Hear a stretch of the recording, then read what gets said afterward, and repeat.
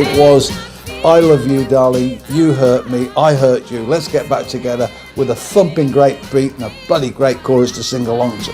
It's got a do-do-do-do-do sort of beat to it, but it's got those lovely chords. So a new music form was found with a rock beat and jazz chords, because the chords uplift your mood and make you feel happy or wistful on a rock beat. That's the Motown sound.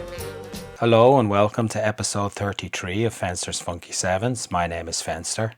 The idea behind this podcast is that I'm a record collector and I have a large collection of 7-inch singles. So each episode I take 7 of those 7-inch singles and rearrange them into some sort of theme or genre. And the theme for this episode is From Motown to Boystown, a history of Hi-NRG. I mean, it was a very male scene. It was about guys. And they danced. A while ago I was in a charity shop here in Dublin, flicking through the record box, passing over the usual mix of James Last, Nana Muscuri, Manitovi, the Pope in Ireland, church choir music and Scottish marching bands. And I came across a 12-inch copy of Liza Minnelli's 1989 single, Losing My Mind, which was produced by the Pet Shop Boys.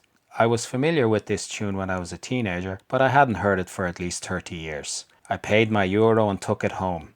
As I listened, I got curious. This was electronic dance music, but it wasn't house or techno or electro or Italo disco.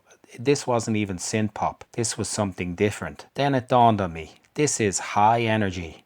I might get a 5-hour-long podcast out of this.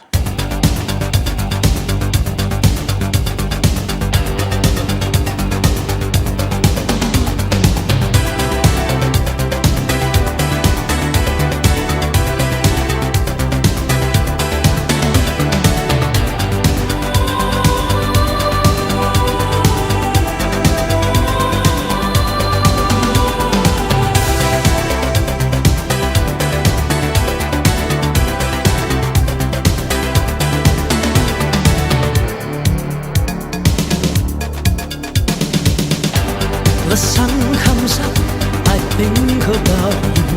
The coffee cup, I think about you. I want you so, it's like I'm losing my mind. The morning ends, I think about you. I talk to friends and think about you. And do they know it's like I'm losing my mind? All afternoon doing every little chore. The thought of you stays right. Sometimes I stand in the middle of the floor, not going left, not going right. I dim the lights and think about you. Spend sleepless nights to think about you. You said you loved me, or were you just being kind? Or am I losing my mind?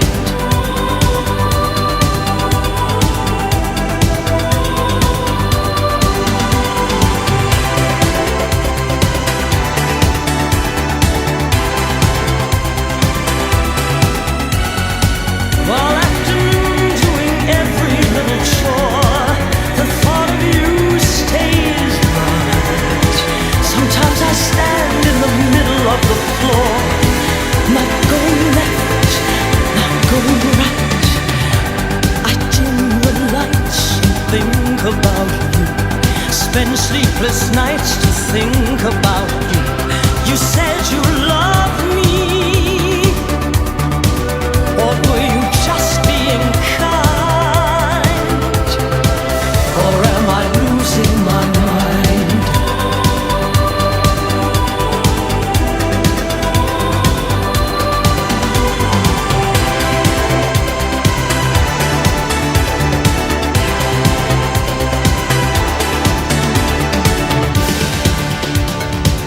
Or am I losing my mind?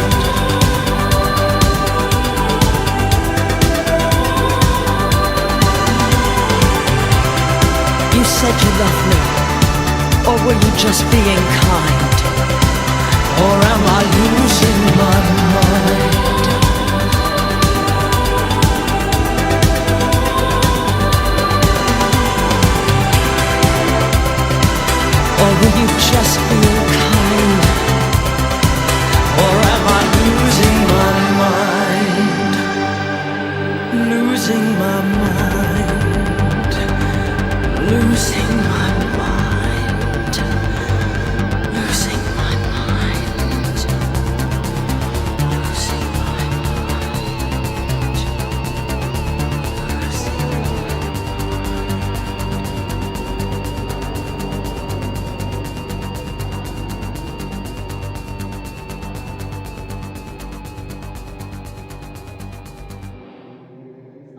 High energy at its essence is gay music. Although it often crosses over into pop, its primary function is to be a form of electronic disco for gay men to dance to.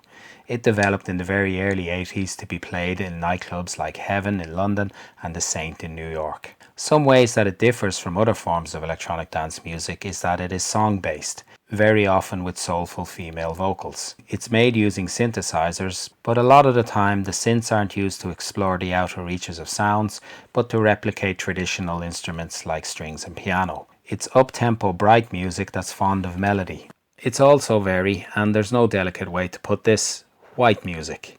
There's very little swing or funk to high energy. Drums and percussion usually come from a Lindrum rather than a Roland 808 or 909, and high energy really loves cowbell. There is a lot of cowbell. Guess what? I got a fever, and the only prescription is more cowbell. In contrast to the upbeat positive music, the lyrical content is often very sad. Themes of heartache, loss, oppression, and how awful men are. Sometimes there are motivational lyrics of empowerment and hope for a better tomorrow, and sometimes it's just about how great men are and how we should all be having lots of sex with them. Northern Soul is about emotion. That's what it's all about. Every song is about love and hurt. And that's never going to go out of fashion. Yeah. That's true. In this episode, we'll go back to the 1950s and the Motown record label and see how through the songs of writing and production teams like Holland Dozier Holland, the sound of Motown carried through into Northern Soul, Modern Soul, Disco, Electronic Disco, and into the high energy era, until the Liza Minnelli tune in 1989. Before all that, here's Neil Tennant, singer with the Pet Shop Boys, and why Liza Minnelli is considered such a gay icon. In the beginning of the 70s, people became fascinated by old Hollywood glamour. Andy Warhol started his Interview magazine, and he was completely obsessed by black and white pictures of old Hollywood stars. And Liza, although she's much younger than all of those people, was almost like the last star of that whole star era that began in the 1920s. She appeared to be completely part of that line, that style of performing, that way of operating as a star. One reason Liza became an icon was because if you look at Cabaret, physically in that film she is an icon. She has a painted face, very strong makeup, very strong eye makeup, the very strong haircut, which is not even really necessarily a particularly flattering haircut, but it's very, very strong. So physically, she is an icon. Let's take it back to Detroit in 1957. Singer Jackie Wilson has just left his vocal group, The Dominoes, to try out a solo career. He connects with a boxing, record shop owning, car factory worker, Berry Gordy. Berry and his sister Gwen and her boyfriend Billy Davis wrote a song for Jackie that was part R&B, part rock and roll, and part doo-wop. This is Reet Petite by Jackie Wilson. That happened to a young man that I don't know if you know very well, but he's got a small label. I think it's called Slowtown. No, Motown. His name is Berry Gordy Jr. He was doing the writing for us then.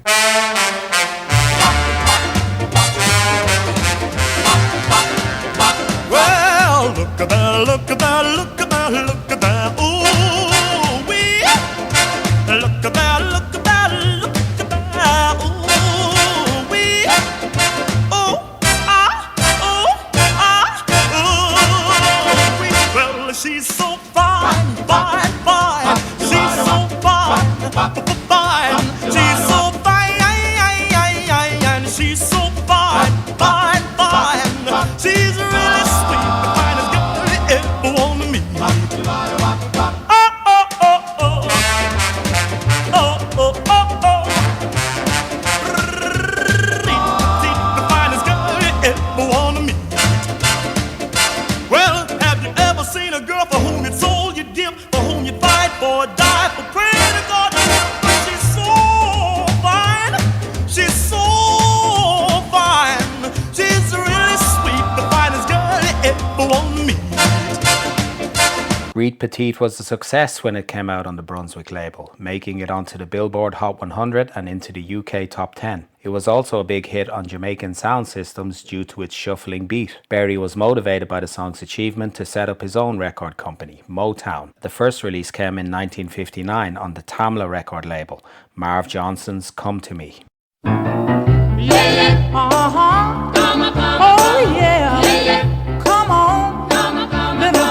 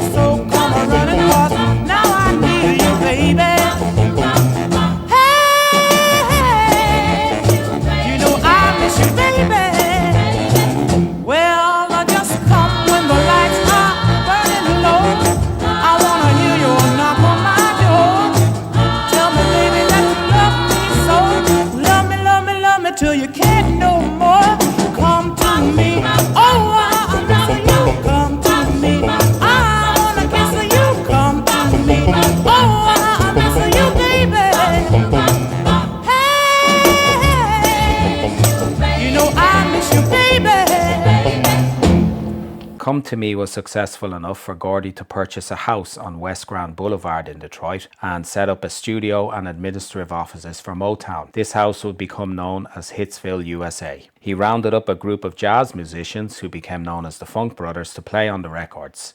He modelled his music production on the assembly line of an auto plant he used to work at. I was working on an auto assembly line at Ford because I couldn't make enough money writing songs. And I would notice how the cars on the assembly line would come down. They'd come in a bare metal frame and they go out a brand new car. And they had their quality control where they would check different things, but each station would go and it would move along, and I saw that. So I got the idea that why don't I start an assembly line for singers and artists and bring them in, a kid off the street, unknown, and put them through a process and they come out a star. And we actually did that. You know, they went, we had artist development where they would learn to dance and learn to walk and talk. And then when they would come in one door and unknown, and then when they came out of another door, they had a hit record, sometimes #1, and it was great. One of the first tunes recorded at Hitsville was also Motown's first chart success, Money by Barrett Strong.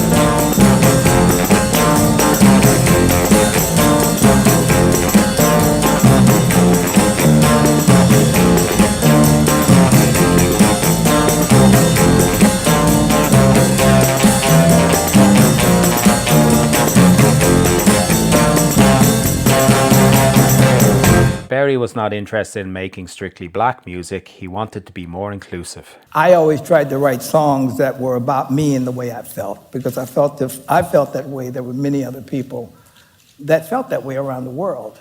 And so that was one of the reasons that I decided to do music for all people, because I figured we're all the same. There's more sameness in all of us than there are differences. So my music was for all people, not black, not white, not blue, not green, but all people. And so I was just very happy that we took that approach, and because we felt that we all have the same feeling. This attitude can be seen at work on Motown's first million-selling record, Shop Around by Smokey Robinson and the Miracles, released in April 1960. Gordy thought the original recording was too bluesy. I wrote Shop Around because Barry, we had an artist there named Barrett Strong, and Barrett Strong had a record called Money, That's What I Want. The best things in life are free, which Barry had written for him, and Barry wanted a follow-up to that. So I thought about what you do with money, you shop. So I wrote Shop Around, and Shop Around was one of those songs that just flowed out. It took about 20 to 30 minutes before the whole song was done, you know, and I was very excited about it. I went in and I recorded it. And Barrett Strong, as far as I was concerned, was a bluesy singer. And the best thing in life are free, da-da-da-da, all it was bluesy. So I recorded Shop Around bluesy, because that's how I imagined Barrett singing it. And it was slow and bluesy and blah-blah-blah with the piano. So I recorded it. When I became of age, my mother called me to her side. She said, son, you're growing up now. Pretty soon you'll take a bride. And then she said, just because you become a young man now, it's still some things that you don't understand now. Before you ask some girl for a hand now, keep your freedom for as long as you can now. My mama told me, you better shop around. Oh, whoa, yeah, you better shop around. Shop around.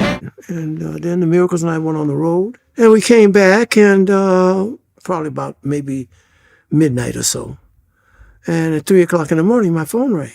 And I was wondering who's calling me at 3 o'clock in the morning. I picked up the phone.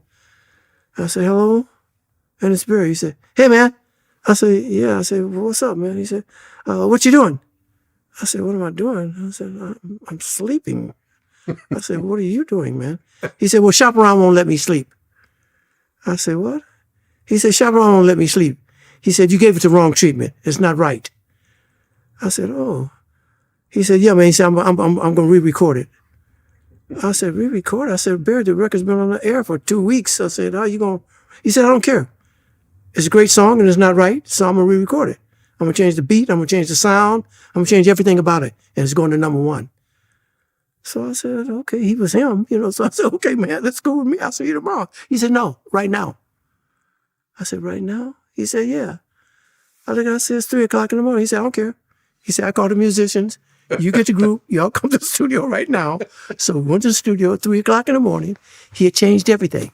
All the musicians showed up except for the piano player. Barry played the piano on it himself. And we recorded Shop Around, and it became the first million seller for Motown ever. When I became of age, my mother called me to her side. She said, son, you're growing up now. Pretty soon you'll take a bride. And then she said, just because you become a young man now, there's still some things that you don't understand now. Before you ask some girl for a hand now, keep your freedom for as long as you can now. My mama told me, you better shop around. Oh yeah, you better shop around. Shop around. There's some things that I want you to know now. Just as sure as the wind's gonna blow now, the women come and the women gonna go now. Before you tell them that you love them so now. My mama told me, you better shop around. Oh yeah, you better shop around. Shop around. I try to get yourself a bargain, son. Don't be sold on the very first one.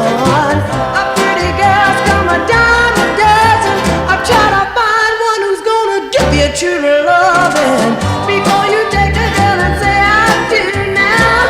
I'll make sure she's in love with you now. My mama told me you better shop around.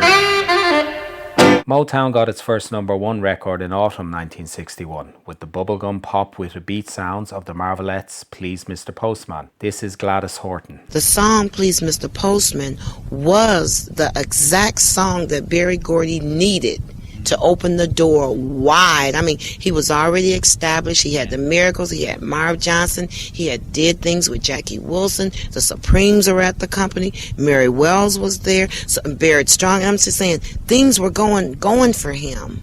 But that song that he needed, where he never had to look back again, was Please Mr. Postman. The Postman is a universal figure.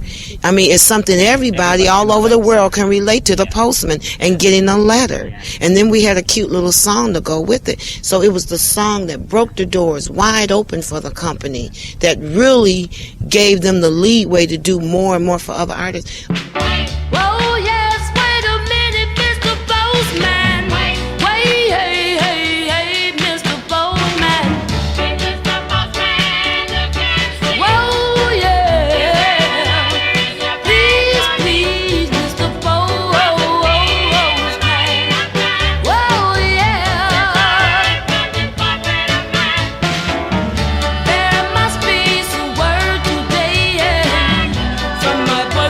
So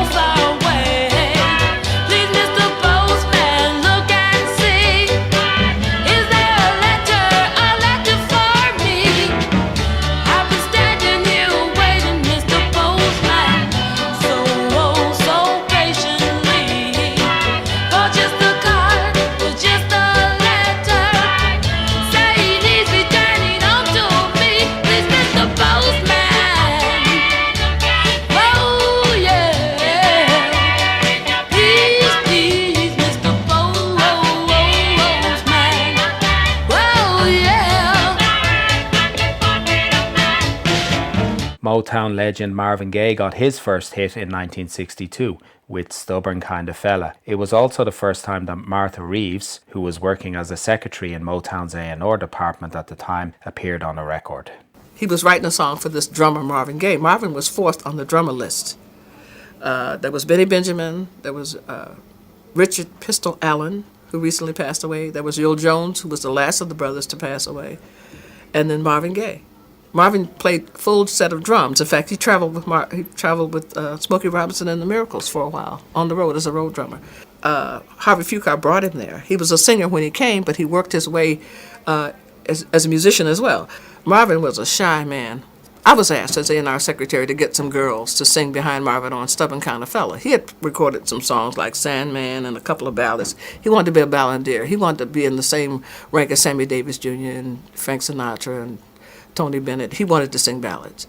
But Mickey knew that he had to have some up-tempo songs, so he wrote Stubborn Kinda Fella and asked me to get the Andantes, Jackie, Marlene, and Lou Vane, who were the standard backup singers for Motown, to get them to sing behind Marvin, but they were in Chicago, and they weren't supposed to be.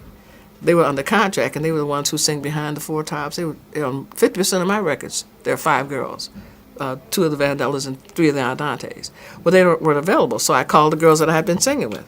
We had broken up after a record, but I called them in, and Rosalind, Annette, and Gloria. So Marvin had actually masqueraded around the company with a straw hat on his head, which he wore basically on his eyes, sunglasses, and a pipe. So you couldn't see how fine he was. He's a very good-looking man, very charming, and he was introverted. He didn't come out. He didn't talk very much.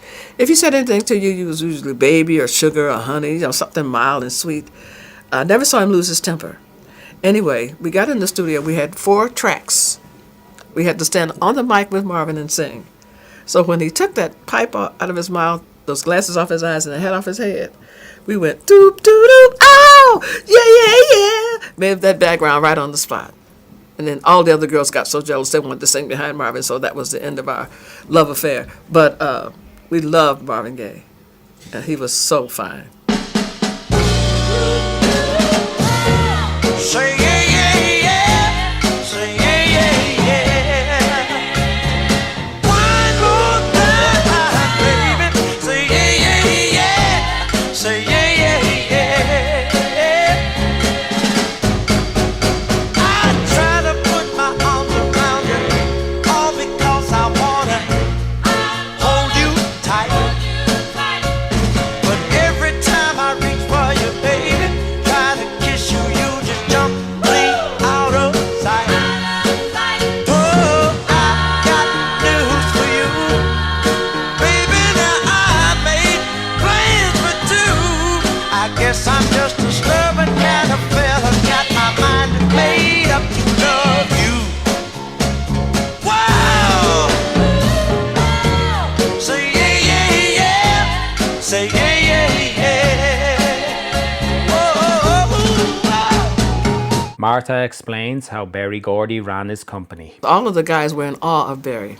I will say that Berry didn't drink or smoke. Berry's very, very religious. I guess that's why there's so much success. He made over 30 acts famous. And he even discovered Michael Jackson. So, he had a knack. He could look at you. He kind of had one eye that he looked out of, and he could look and probably see your spirit. Somehow he had the knack of knowing who was talented and who wasn't. If the guys on the staff couldn't write a song for you, he'd get in there and he'd write a song to compare. They had quality control where they take the different producers' product, and he'd have people like the secretaries and the clergymen and his friends from Ford Motor Company, the people he used to box with, all these people, he'd get them in the office, and he'd play these records for them, and he'd ask them to compare the music. He said, would you buy this or would you buy a hot dog? And that's how he selected the songs to go out on the different artists. I mean, he had a down-to-earth and a very human way of developing talent. But if he looked at you and he didn't see if you had it you didn't make it on Hitsville. In 1963, Martha got her time to shine with a song that would go a long way to establish what would become known as the Motown sound. Up-tempo, soulful pop music with a driving beat. This is Heatwave by Martha and the Vandellas. Three girls who made a tremendous impact in America and in the show up in the charts here too. It's welcome to Martha and the Vandellas.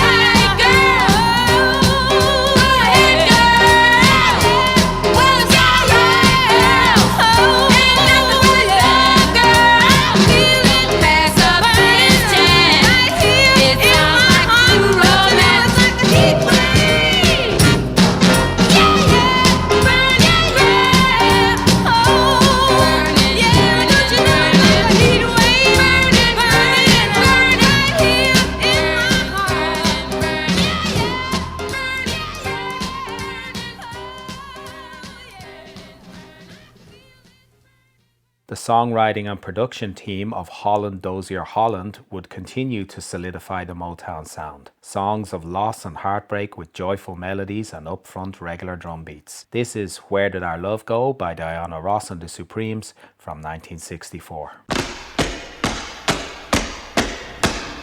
Baby, baby, baby, don't leave me. Ooh, please don't leave me all by myself. I've got this burning, burning yearning, feeling inside me. Ooh, deep inside me, and it hurts so bad. You came into my heart.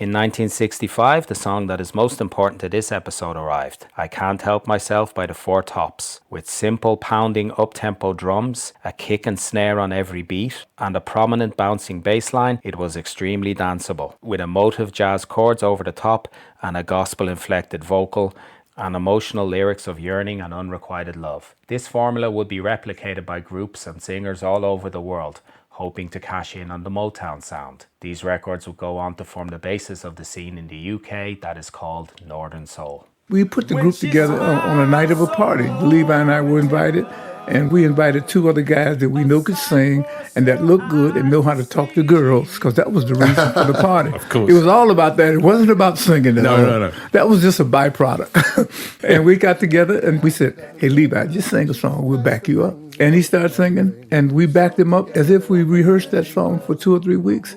We were in perfect harmony with me as the first tenor, Lawrence Payton as the second tenor, Rinaldo Benson as a baritone bass, and we just fell in naturally without asking each other, even looking at each other.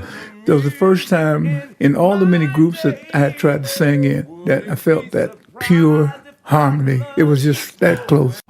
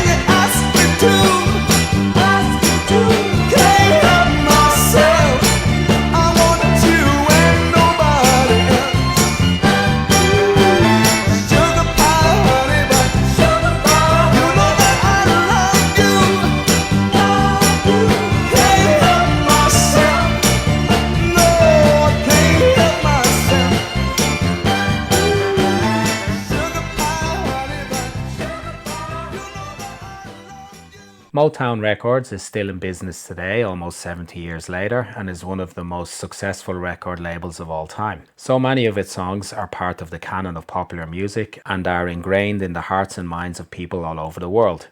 It launched the careers of Stevie Wonder, Marvin Gaye, Smokey Robinson, Diana Ross, Lionel Richie, Martha Reeves, Tammy Terrell, Mary Wells, Rick James, and groups like the Supremes, the Temptations, the Four Tops, the Jackson 5, the Miracles, Gladys Knight and the Pips, the Commodores, Boys to Men, and many, many more.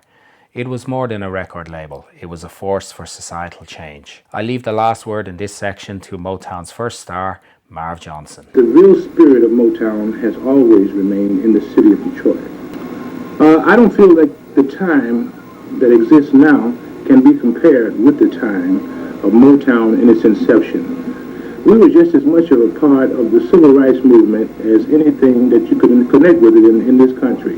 From the standpoint of having our material played on the top 40 or the white stations, if you want, to the extent where the artists involved were staying for the first time in hotels that black people were not allowed to stay in the South and other places. So it was much more than a musical movement. That's why it's so strong now, and that's why, you know, the spirit of Motown is forever active. We cross the Atlantic now to Manchester in England, and a 19-year-old future DJ, music producer, record label owner and all-round pop Svengali, Pete Waterman, who was in town for a football match. 66, when I missed the bus back to Coventry and ended up in a Twisted Wheel. And it was the first time I saw a DJ play a record where the crowd were there for the music and not for anything else. It was obvious, and I'd never heard any of the music that was being played, but it was obvious that the crowd just absolutely adored the music.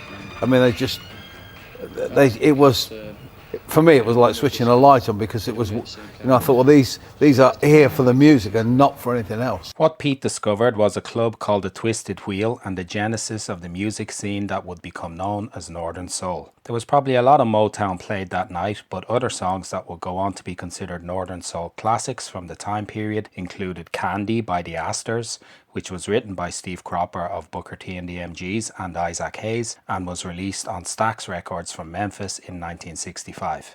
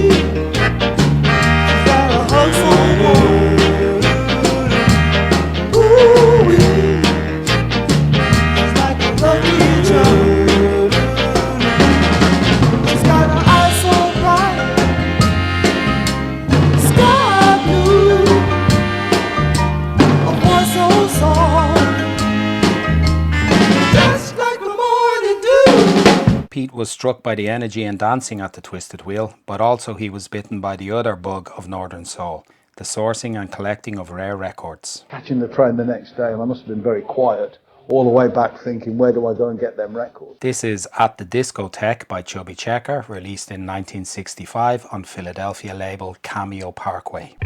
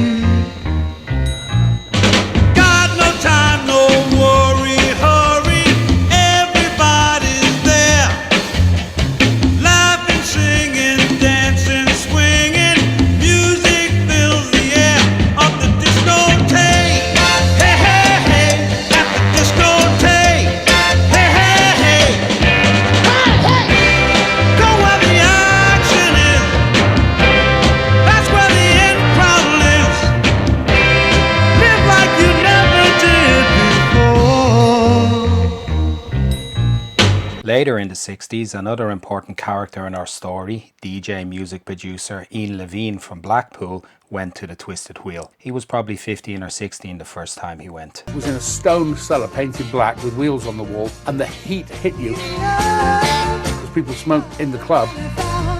The nicotine and sweat was dripping off the ceiling, literally like stalactites of brown coloured gunge. And everybody was on that floor clapping on the beat. Dun, dun, dun, dun, dun, dun, dun. Not like some bunch of mum and dads at a wedding, but so sharply clapping to every beat.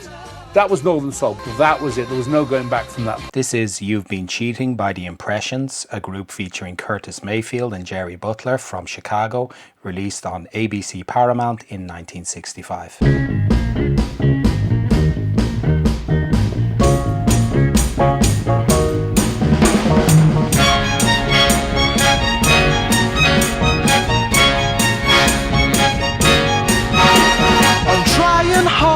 Forget that you've been cheating,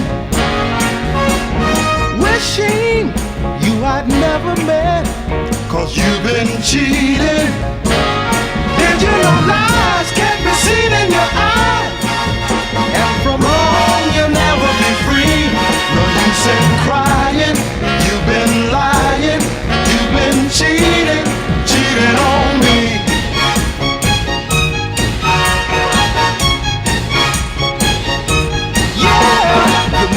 Suspecting I know you don't want me.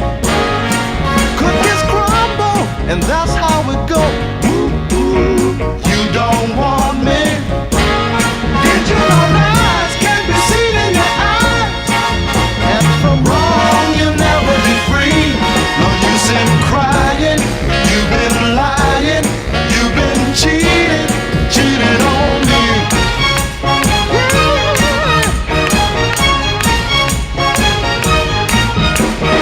And an absolutely stomping Northern Soul classic, Tell Her by Dean Parrish from New York on the Boom label, released in 1966. Oh yeah! Come on now! You're looking good. I know something about love. You got to want it bad. If that girl got into your blood, I'll get her. If you want her to be very part of you, makes you want to breathe. Now listen, here's what you gotta do. You gotta tell her all that you're never gonna leave her. Tell her all that you're always gonna love her. Tell her, tell her, tell her, tell her right now.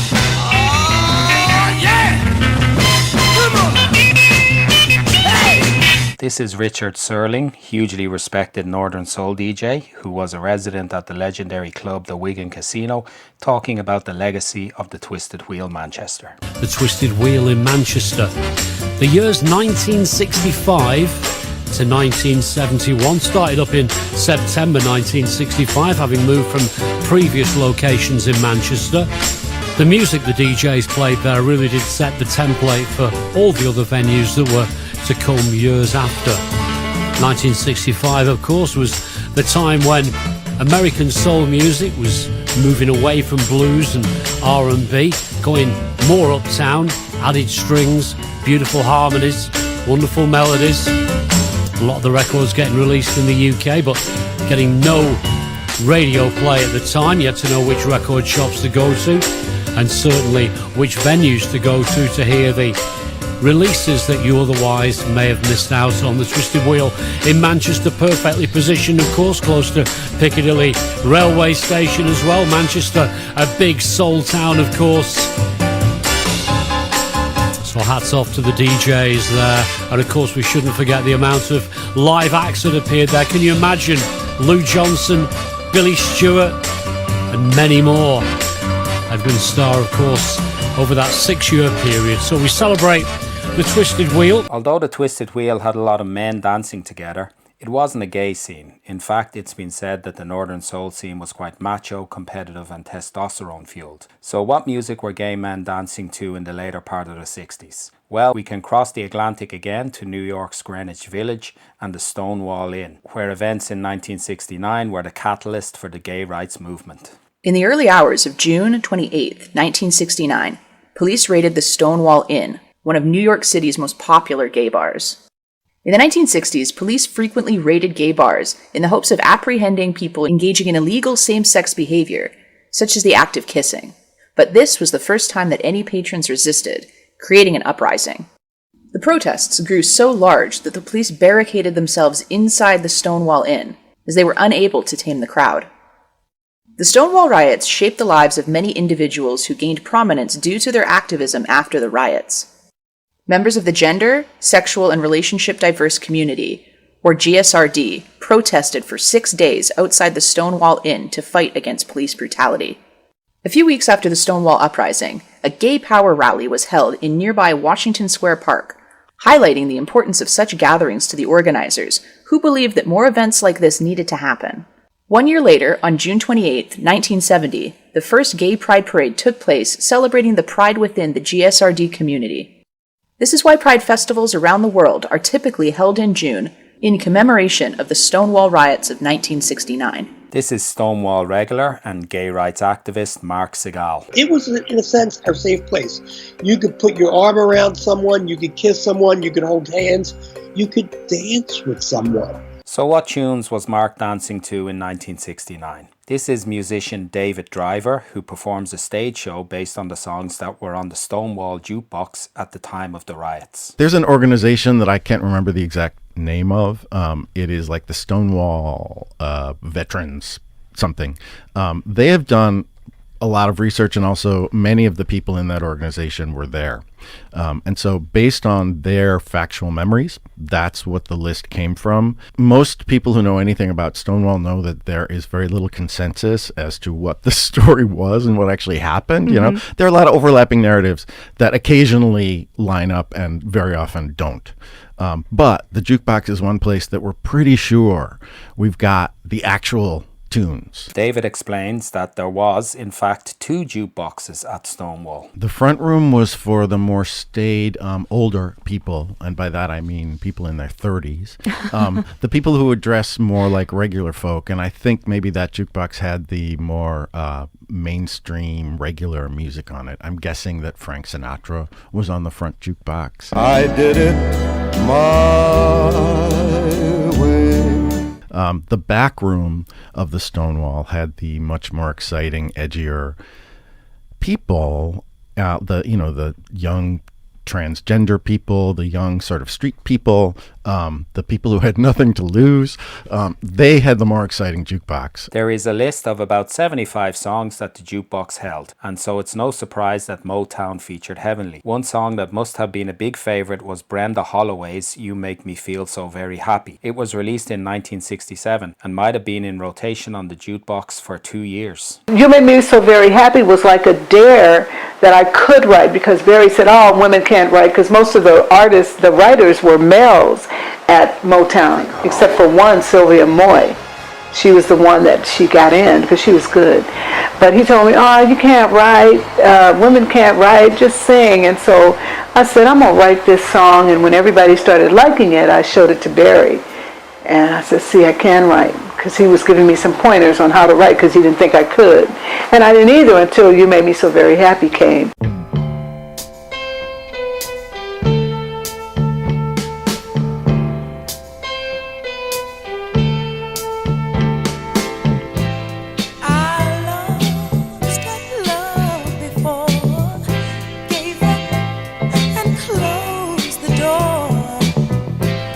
You say, try just once more.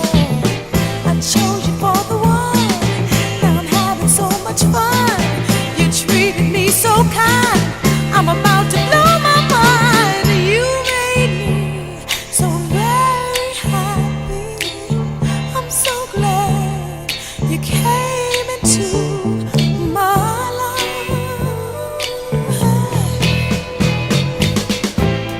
The others were untrue, but when it came to you, I'd spend my whole life with you.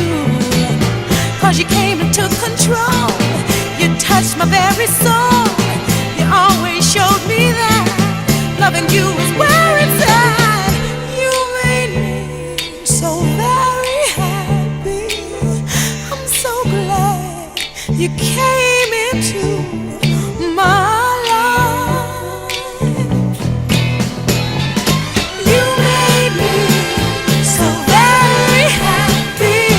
I'm so glad you came into my life. Diana Ross and the Supremes got on the trend for the zodiac and star signs with No Matter What Sign You Are. Here's Diana talking about how soul music was changing as the 60s progressed. It was like a thing where everyone was talking about the psychedelic sound. Yeah. It was like, and before it was a very almost, I don't want to say dirty sound. Yeah, I wanted to say a word, but I don't like this word. Funky sound, Yeah. you know. So now it's really it's changing now. It's a little cleaner. The music is a little cleaner. It's a little clearer, and the songs today is not love, and love dove. You know, the songs today tell a real story, a deep story, and I must admit that the young people today really write some very good material, and our writers at Motown are very talented. Brian Holland, Lamont Dozier, and Eddie Holland. And we also have some other writers that are also writing material for us today that's new and different, and it's going to be the new sound for tomorrow.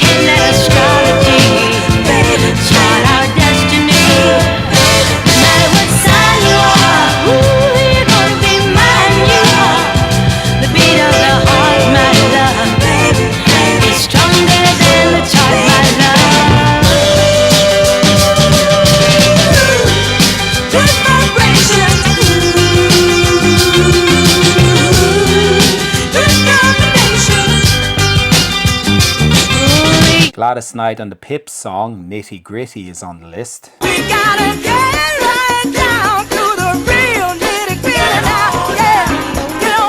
But I have it on good authority that the B-side, Got Myself a Good Man, was the tune that got the most plays at the Stonewall Inn.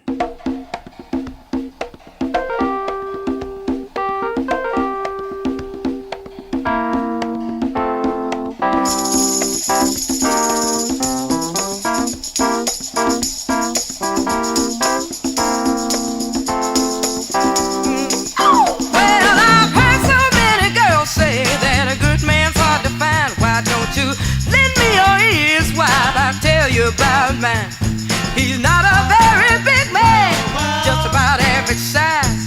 But when it comes to loving, there ain't a bigger man alive. Satisfaction shown up guaranteed. He's got every little thing that I need. Oh, when he kisses me, the world is at my feet. Always treats me right. The man is satisfied. Got myself a good man.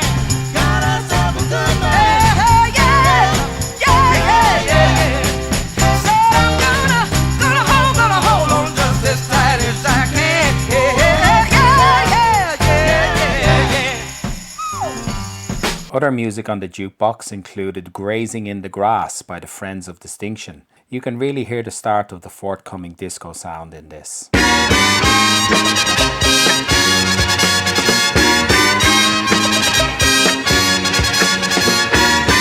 sure is smell of grazing in the grass. Grazing in the grass is a gas, baby, can you dig? What a trip! Just watching as the world goes past. Grazing in the grass is a gas, baby, can you dig? There are so many great things to see while grazing in the grass. Grazing in the grass is a gas, baby, can you dig? Flowers with colors bright, making everything out of sight in the grass. Grazing in the grass is a gas, baby, can you dig it? The sun beaming down between the leaves. Grazing in the grass is a gas, baby, can you dig it? And the birds darting in and out of the tree. Grazing in the grass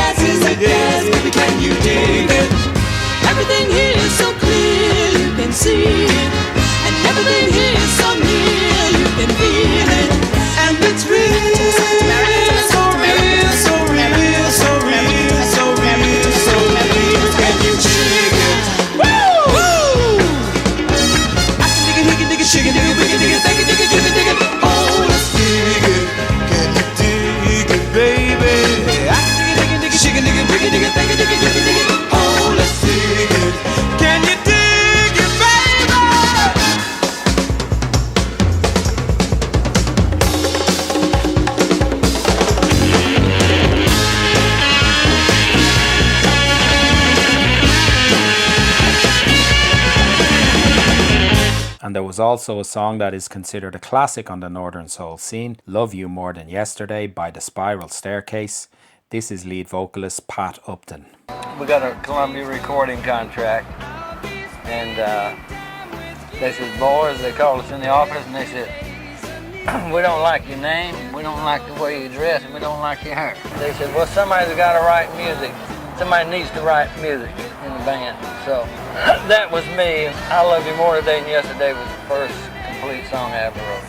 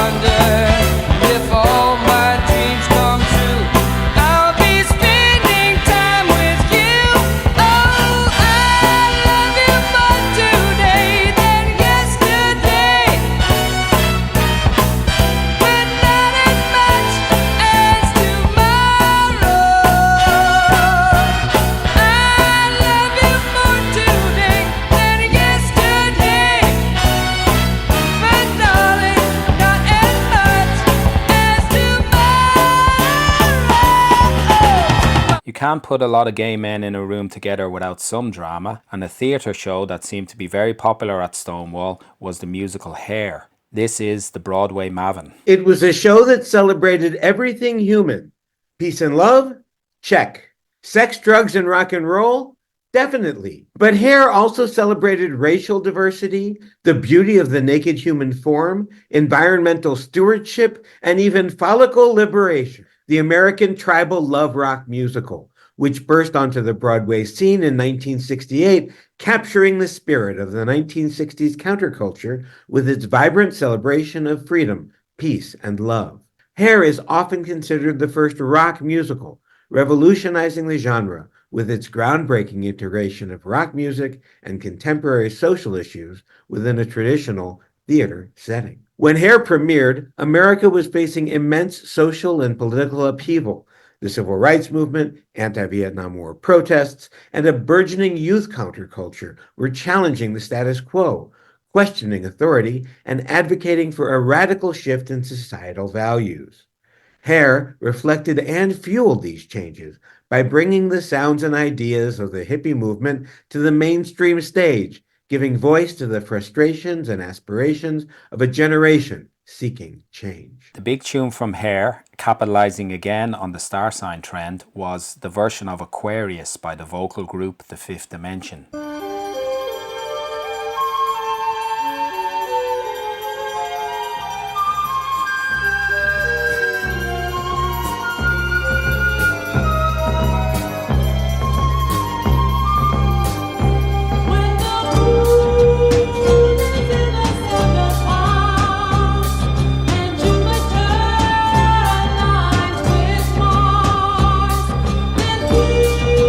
Peace will guide the plan.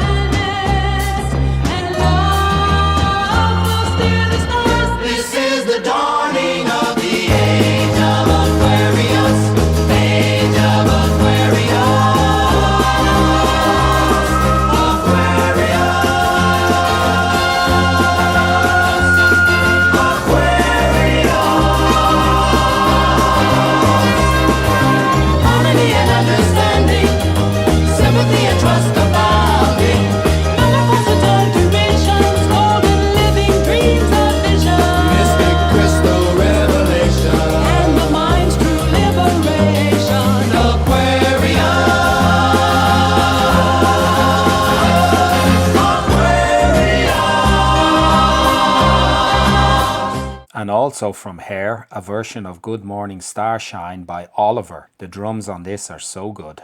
Well, my producer at the time, again, Bob Crew, just suggested that I do this song, and I wasn't familiar with the song at that time, and I said, well, I don't know, I've never heard it, and he said, well, why don't you buy the cast album and hear it and see if you like it, the cast album from Hair. And I said, well, seeing as how I'm broke, why don't you buy me the cast album, and then I'll listen to it and see if I like it. And he did, and I listened to it, and I did, in fact, like the song, as I did a lot of the music from the play. About 2 days later, we recorded it, and of course, anybody could have recorded it at that time. A lot of people say, well, how did you get the rights to do such and such a song? And the answer being that once any song is recorded by anybody, then it's sort of public domain. You don't have to get anybody's permission. You just pay the writers royalties for the copies that you sell.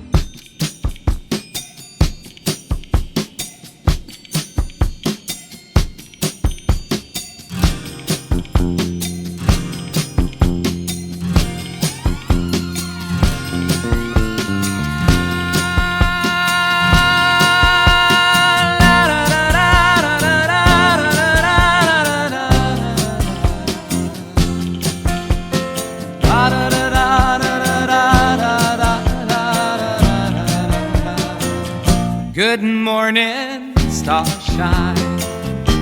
The earth says hello. You twinkle above us, we twinkle below. Good morning, starshine. Lead us along by love and me as we sing our early morning singing song. Glitty gloo glooby dibby dabby dooby la la la lo lo. Saba sibby saba dooby abba nabba lee lee lo lo. Dooby ooby walla dooby abba nabba early morning singing song. To finish this section, a song from Shirley Bassey from 1968 that has become a staple of drag queens' performances to this very day, and with lyrics like, "Today, tomorrow, love will come and find me, but that's the way that I was born to be. This is me, this is my life." It's easy to see why.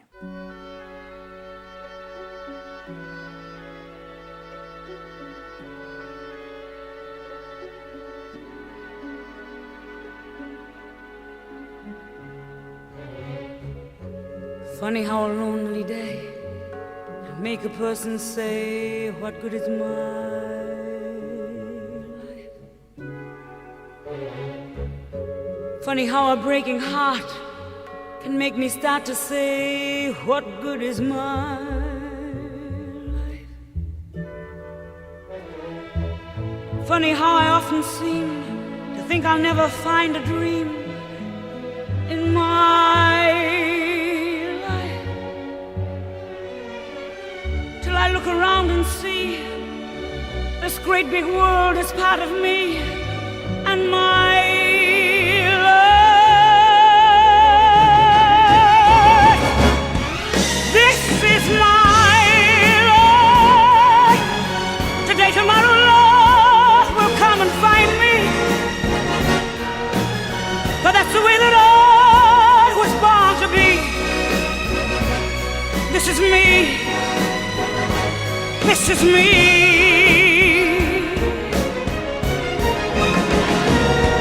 This is my life, and I don't give a damn for lost emotions. I've such a lot of love I've got to give. Let me live. Let me live. If you'd like to know what gay people in America were dancing to in the early 1970s, Fenster's FunkySevens have got you covered. Episode 30 is devoted entirely to that subject. But for this episode, we go back to England, to the Highland Room of the Mecca in Blackpool, where in 1971 Ian Levine, alongside Colin Curtis, became the resident DJ. Northern Soul started out as us looking for records with the Motown sound that weren't on Motown. And the more they had flopped, the more they were a B-side that no one had ever seen before, the more desirable they became. So we went looking for flops or B-sides of obscure records that no one had ever heard of. Pete Waterman explains the lengths that DJs went to find these records. Well, you know, that's where you had to go to America, go to the warehouses and find records that had never been hits, because none of these had ever been hits. Some of these were one-off recordings. The artist never made another record. Ian Levine was lucky enough to come from an affluent family and talks about a family holiday to Miami that cemented his reputation as one of the most important Northern Soul DJs. My parents went to Miami again. We used to go almost every year. A friend had told me there was a place in Miami called Goodwill, which is like a charity shop. Record stations had donated their records to this huge shop. So there was a wall in the shop with 500,000 little 45 records on vinyl. 500,000. I had to go through them all, every one of them. It took me 11 days. We were only in Miami for 12 days. I had to get on the bus from Miami Beach, change buses 3 times, and get to the store at 9 o'clock when it opened. I stayed in there till 6 when it closed. There was no air conditioning. It was 110 degrees Fahrenheit. So every day I ended up with 4,000 records, so I must have been finding 400 records a day. And when I finished, I had to carry them in this cardboard box on the bus all the way back to Miami Beach. Everything in there was valuable, and I got them all for 10 cents each. Those 4,000 records became the bedrock of the Northern Soul scene. All the biggest, most sought-after records came from that thing in Miami. Ian Levine is a gay man, and I don't know how open he was about that fact. I know if I had been gay in the north of England in the early 70s, I probably would have kept it to myself. But DJs express themselves through the music they play, and it must be said that there is a certain theatrical flair to many of the songs he introduced to the Northern Soul scene. Stuff like Sandy Shelton's You're Gonna Make Me Love You, released on OK Records in 1967 and written and arranged by Van McCoy.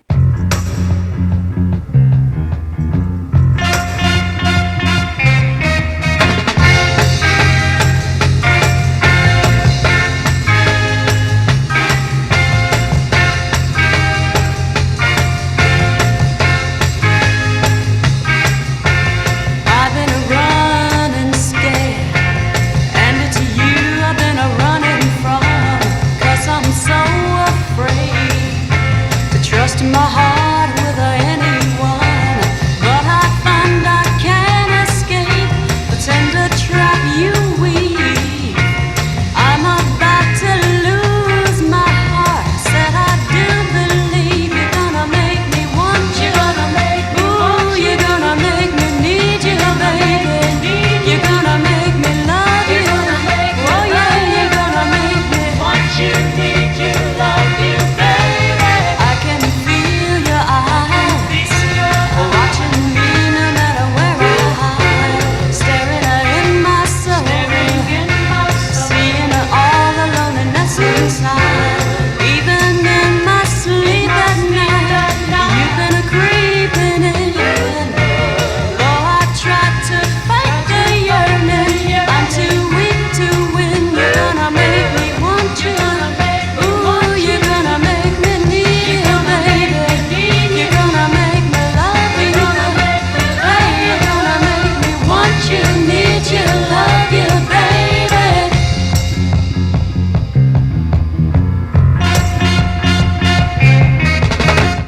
Italian-born but South African-raised Donna Valeri's You Don't Know Where Your Interest Lies from 1967. Just to prove that her brother Sergio Frank is not the only singer of the family, here is Donna Valeri singing...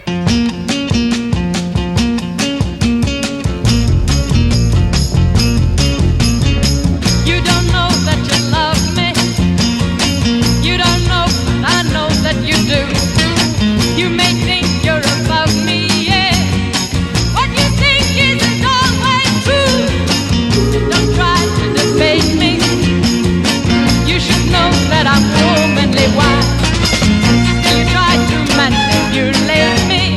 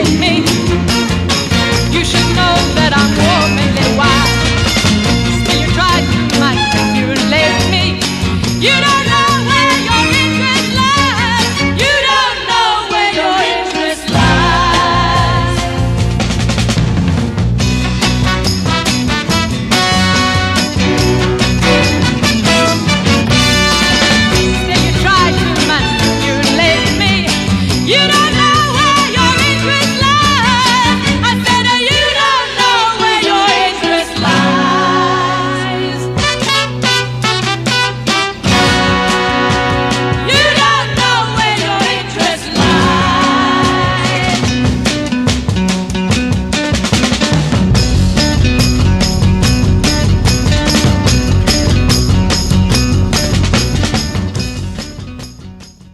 English-born but Australian-raised, Lynn Randall dated a monkey. Stranger in My Arms also came out in 1967. Went on an historic US tour with the Monkees, and a not a bad guitar player there as well on that trip. Oh, it was a great tour. What? Oh, yes, Jimi Hendrix, yes. Oh, that guitar player. I was really lucky in that I became friends with Davey first of all, and then through Davey met Peter, and he really just went to bat for me with the people putting on the tour. And begged, pleaded, grovelled, and they said, all right, well, we'll give her 2 chances. You know, we'll do Wichita, Kansas, and then the Hollywood Bowl. And if she does okay at those 2, we'll let her on the rest of the tour. So Fantastic. You did okay, right? Apparently, yes. Was it 50 dates, wasn't it? Yep.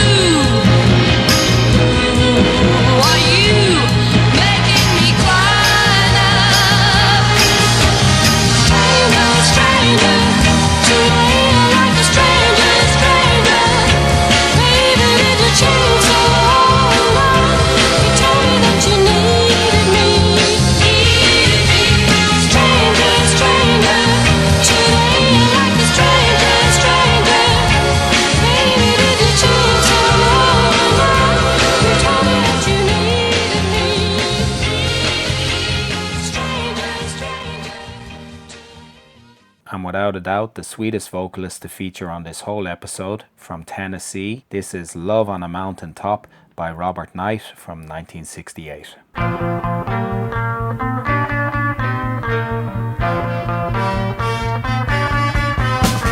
Love on a mountain top. So high that we won't ever stop. Making love on the mountain. Drinking love from the fountain.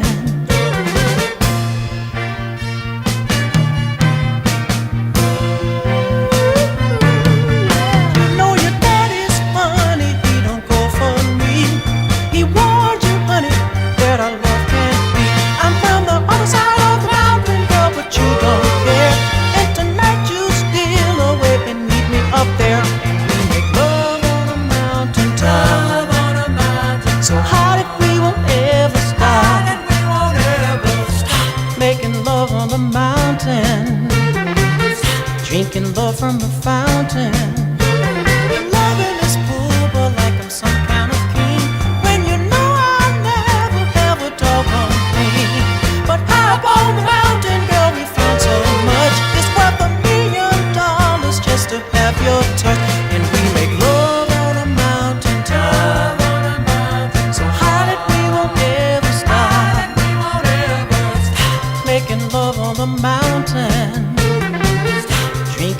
from the fountain.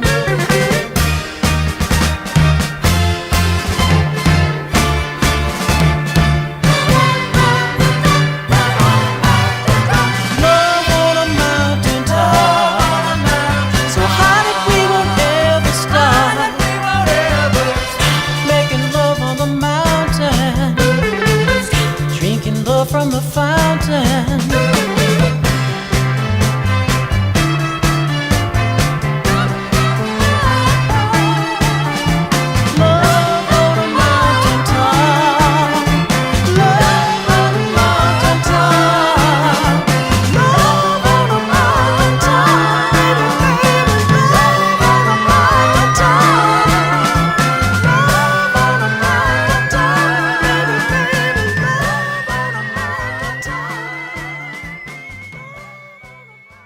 At some stage, perhaps in early 1974, a change came for the Northern Soul scene. Ian Levine explains. Motown was a sound in the 60s, and in England, people loved the Motown sound. When Motown in 1970 moved away from it and went funkier, like the Temptations, Cloud 9 went funkier. In Britain, in England, the people still wanted the Northern Soul sound, what we call the Motown sound. So we went out and found records on different labels that sounded like Motown. I was also listening to American radio stations. The soul stations, which were playing early disco, I would tape them. The thing that changed Northern Soul, I heard a record on this radio station, Miami, WCKO. The record was by the Carstairs, called It Really Hurt Me Will. The record was the ultimate old Northern Soul style mixed with a little bit of Philly, like early OJs kind of thing. I didn't know, I wasn't aware. The record company that had put the record to the radio stations went out of business that week, went bankrupt. So the record never got put into the shops, only the promotional copies to the radio stations. So I begged them, I said, I'll give you anything to sell me your copy. They wouldn't. So I came back to England without the record. I spent 6 months searching for that record. So a friend of mine, John Anderson, who brought records in from America, got me a copy. And I played at Blackpool Mecca. I said to them, you haven't heard a record like this. It's Northern Soul, but it's with a difference. It's more 70s than 60s. It's got a much more shuffly flavour. Please give me a chance and dance to it. And I was revered, so they danced to it. And at the end of my spot, because I did 1 hour on and 1 hour off with Colin Curtis, we're a team. So at the end of the spot, they were clapping their hands, Carstairs, Carstairs, Carstairs. So I broke the rule and I played it a second time. Yeah. So now Colin did his hour. I came back on. And they filled the floor in front of the DJ box, and they were stomping their feet and clapping their hands. Carstairs, Carstairs, Carstairs. I played it again. At the end of the night, I played it 6 times, and it was the biggest record on the Northern Soul scene. And it was the record that changed the scene to encompass early disco.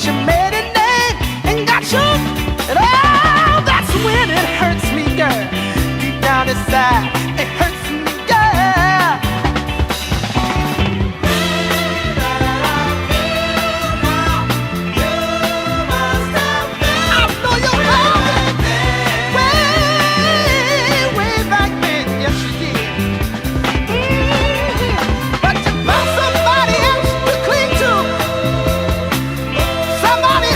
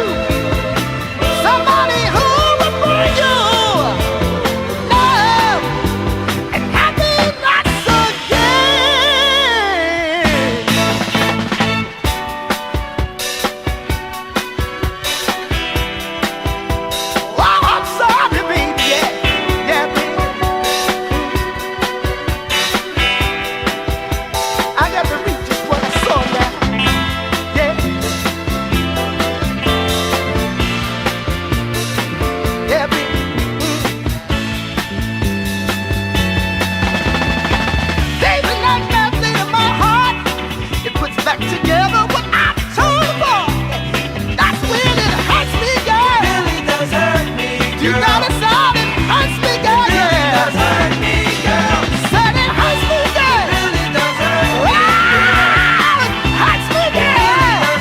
I didn't got you, and I didn't want nobody else to have you.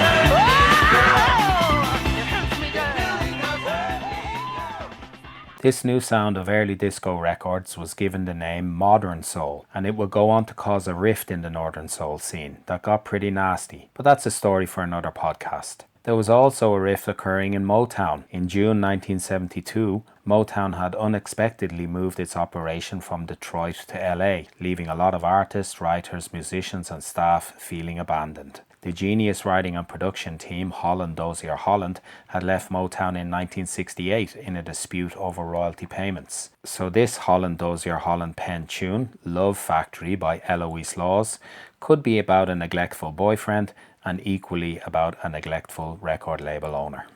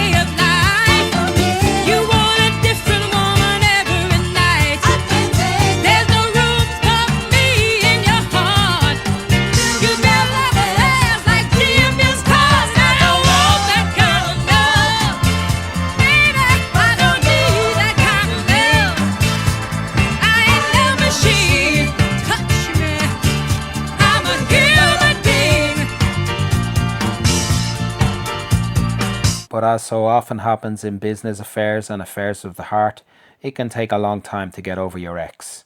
This is Hung Up on Your Love by the Montclairs from 1973.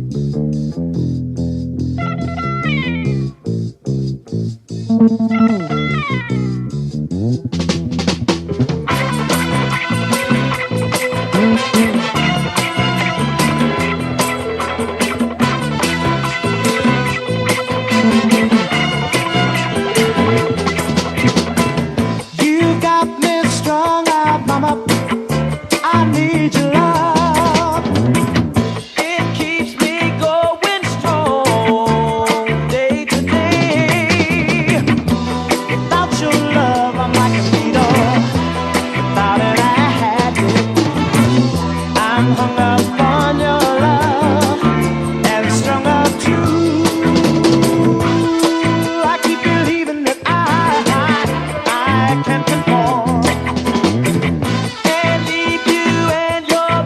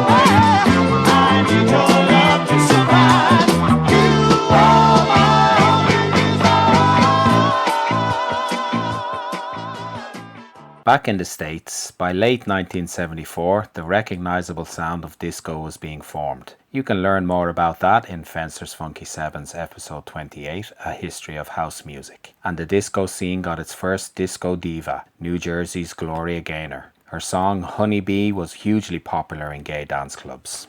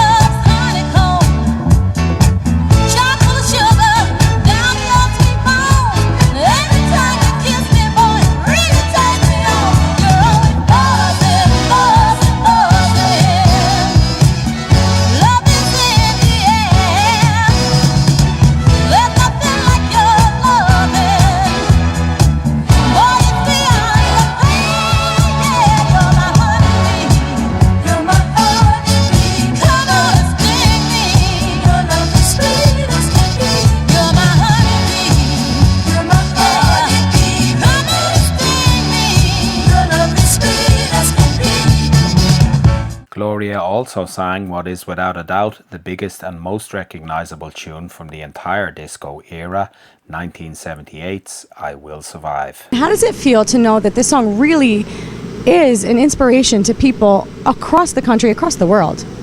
Well, it quite honestly doesn't mean anything different to me than it did when I first heard it. At that moment, I was thinking about my mother who had recently passed away, and since then I've had different difficulties in my life for which I've used the song myself. So it just means now, as it always did, a song that brings hope, brings encouragement, brings empowerment to people, lets you know that you can survive whatever life throws at you. Really, the song celebrates the tenacity of the human spirit.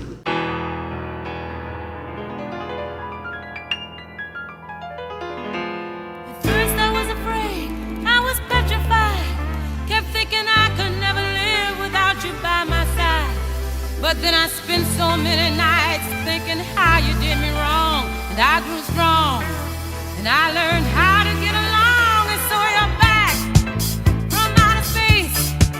I just walked in to find you here with that sad look upon your face. I should have changed that stupid lock. I should have made you leave your key. If I'd have known for just 1 second you'd be back to bother me. Oh, now go, walk out the door. Just turn around now, 'cause you're not welcome anymore. Weren't you the one who tried to hurt me with goodbye?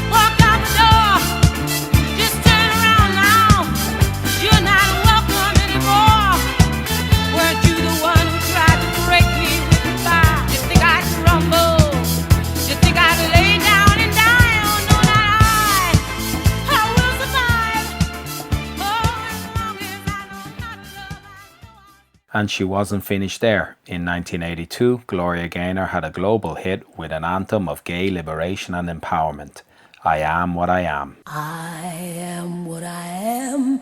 I am my own special creation. So come take a look.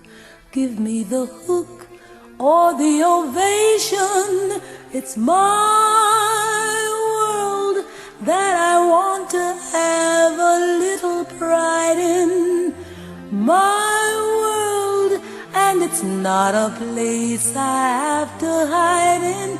Life's not worth a damn till you can say I am what I am.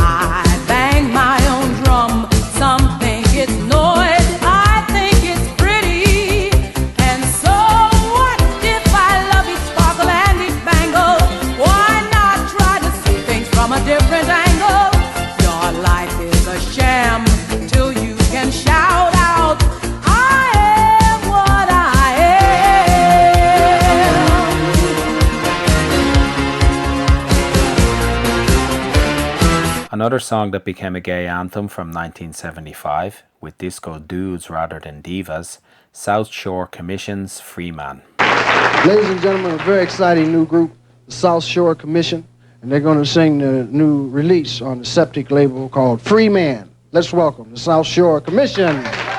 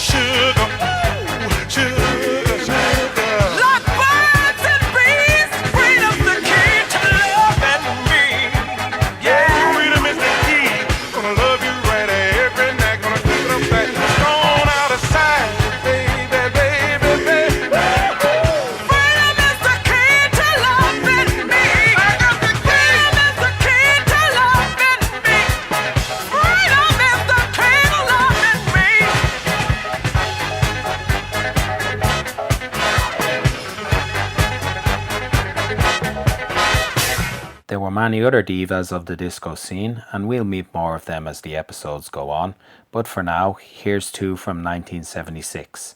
Vicky Sue Robinson, who started her professional career in a certain musical with Turn the Beat Around. What was the very first thing you ever did as a performer out in front of people that you get paid for?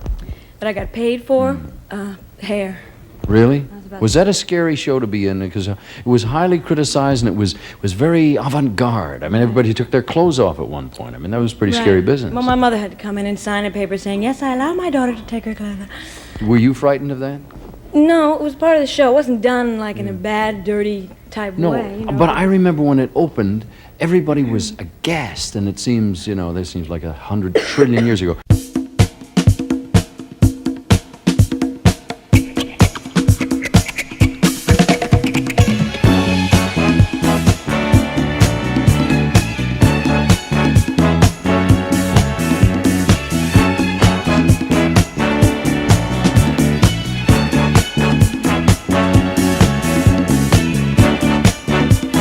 Turn the beat around.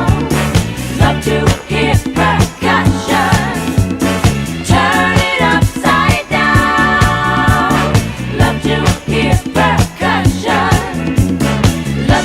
hear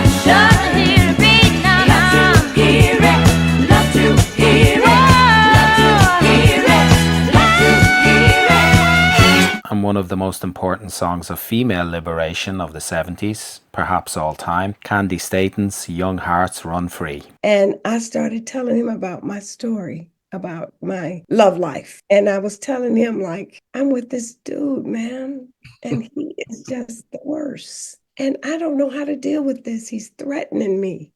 He's saying he's going to kill my children if I leave him. He said, I better not say the word divorce. I got to get rid of him some kind of way. I don't know what to do. And I was so frightened of him. Yes. He had put a fear in me. And then I would be telling David about all this stuff. Little did I know he was writing the song. He was writing down what I was saying. I walked in the studio and I heard this beautiful music. I mean, the most heartwarming, beautiful, up-tempo, dancing, gorgeous, just goosebumps music. He said, I'm going to write you a song that's going to last forever. I said, oh my goodness. And he said, I have the first verse. He said, but go to lunch. I'll have the second verse. I came back from lunch. He said, are you ready? I said, sure, I'm ready. He said, let's go to the vocal booth. And we went into the vocal booth. And he sang the song down once for me. And he said, do you think you can do it? I said, I know I can. And so I'm reading the sheet. And he goes back to the control room. And the music starts. Dun, dun, dun, dun, dun, dun, and I knew exactly when to come in. And I sung the song down once, reading the lyrics. But I put the feel that he wanted in that music. I was singing me. I was singing my life story in 3 minutes. And I put my soul, I could feel the it was like, when I said the words, it was like something would come over me that I'm like, this is just my story. I'm singing me. And we finished the song, and David says, you can come in now, I got what I want. I said, no, I'm not, that was just a run through to get familiar with the song. He says, that was not a run through. That was the song. Come up and listen. I said, can I do it again? He said, oh, you can do it many times you want to, but I got what I want. And so I came up, I did it again. And I came up, and he still kept the first take. So I did Young Hearts Run Free in one take.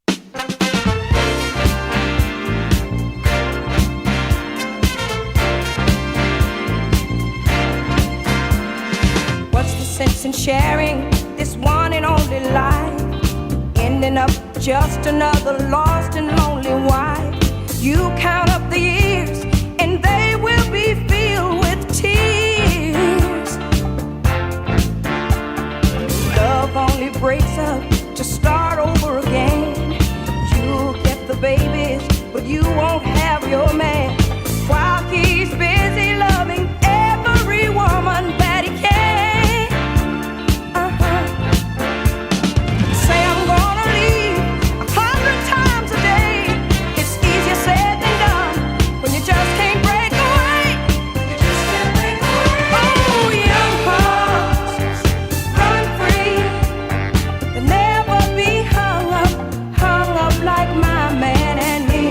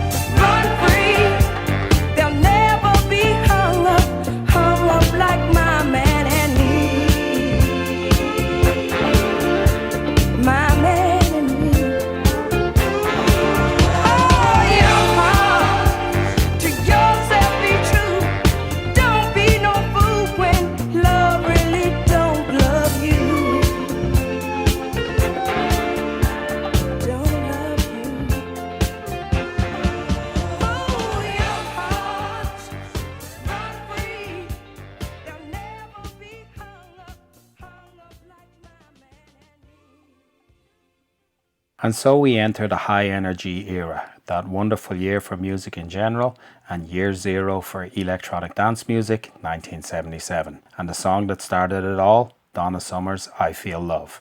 Donna Summer was born in Boston, but moved to Germany aged 20 in 1968 to do what?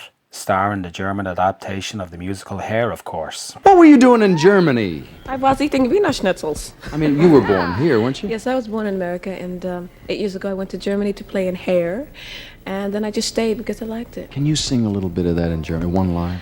Ich liebe dich zu lieben. When Donna Summer said in an interview that I Feel Love had high energy, she, unbeknownst to herself, coined the name of a new genre. But before we get to I Feel Love, let's take a moment to look at the song's producer, Giorgio Moroder. My name is Giovanni Giorgio, but everybody calls me Giorgio. Giorgio was born in South Tyrol in Italy in 1940 and spent most of his 20s playing guitar in a band that toured Europe constantly. I'll let Giorgio pick up his own story. Then I finally decided that the life of a musician has to end sometime, and I decided to become a composer, which I always wanted, but I never did.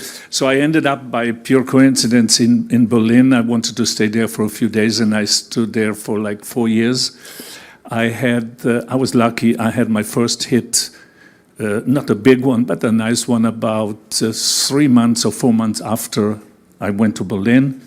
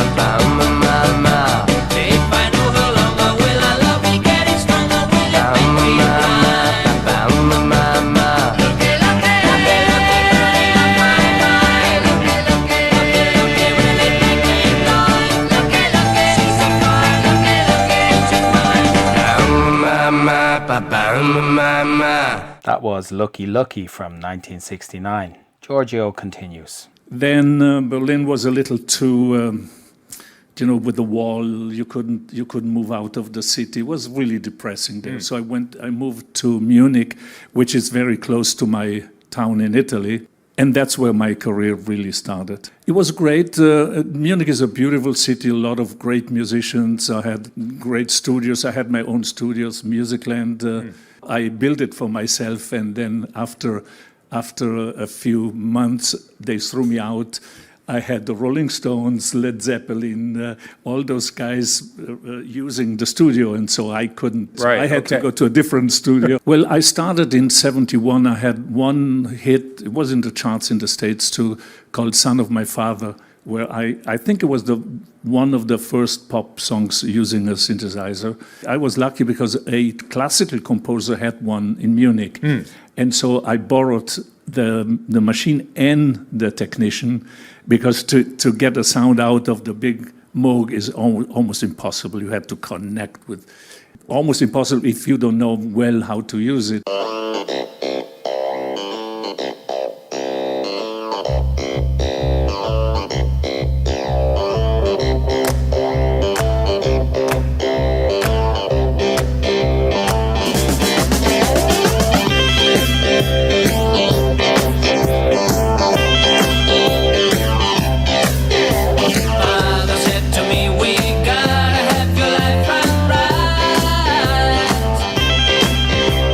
Up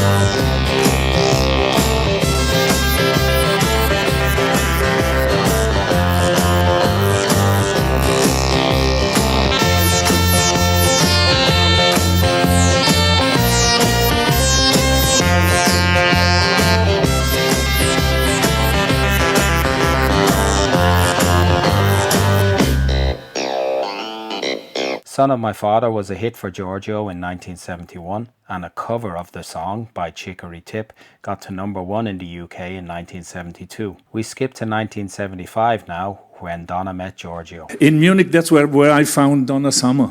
She was singing actually in a I think the musical Hair.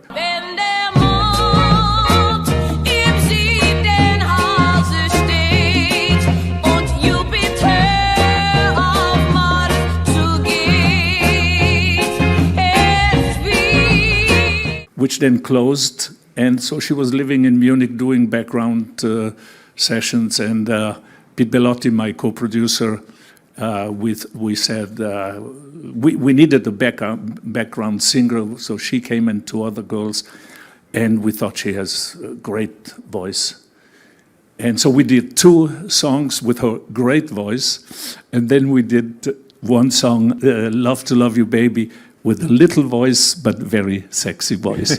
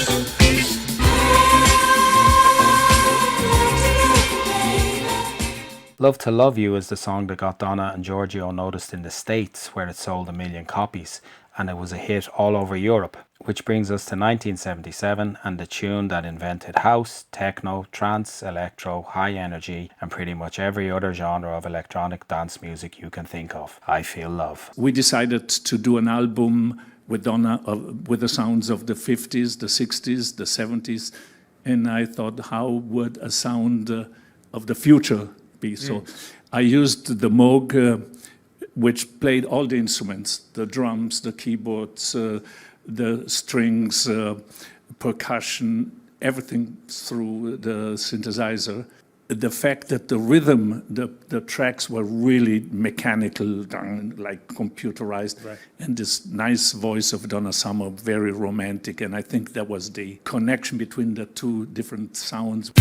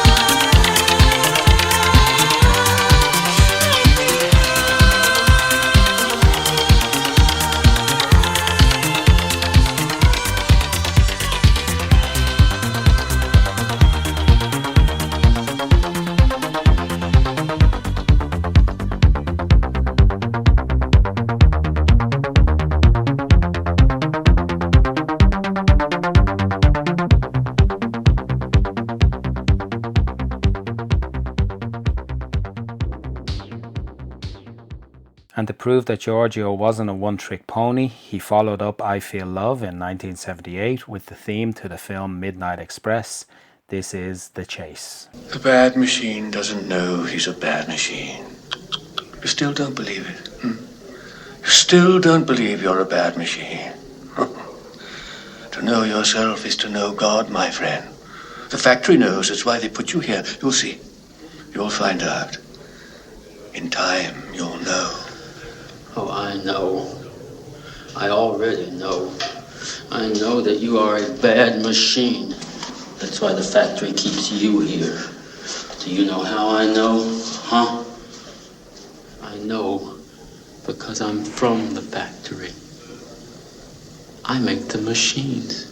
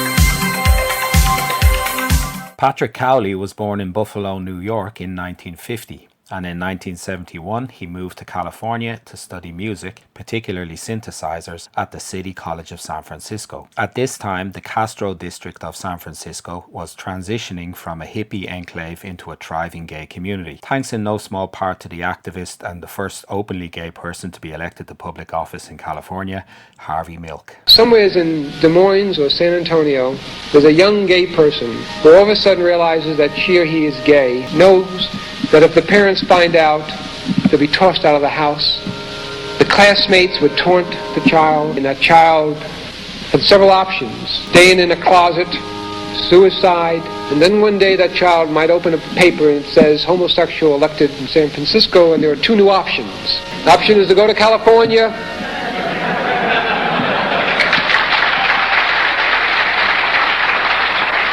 stay in San Antonio and fight. 2 days after I was elected, I got a phone call, and the voice was quite young. It was from Altoona, Pennsylvania, and the person said, "Thanks. And you've got to elect gay people so that that young child and the thousands upon thousands like that child know that there's hope for a better world. There's hope for a better tomorrow. Without hope, not only gays, but those blacks and the Asians and the disabled, the seniors, the us's, without hope, the us's give up. I know that you cannot live on hope alone, but without it, life is not worth living. And you've got to give them hope. Thank you very much. Unfortunately, I couldn't find any video or audio of Patrick Cowley speaking, so this is Patrick's friend, roommate and bandmate, Maurice Tanney, to tell Patrick's story. Yeah, I met him when I started in the electronic music lab, and Pat was one semester ahead of me.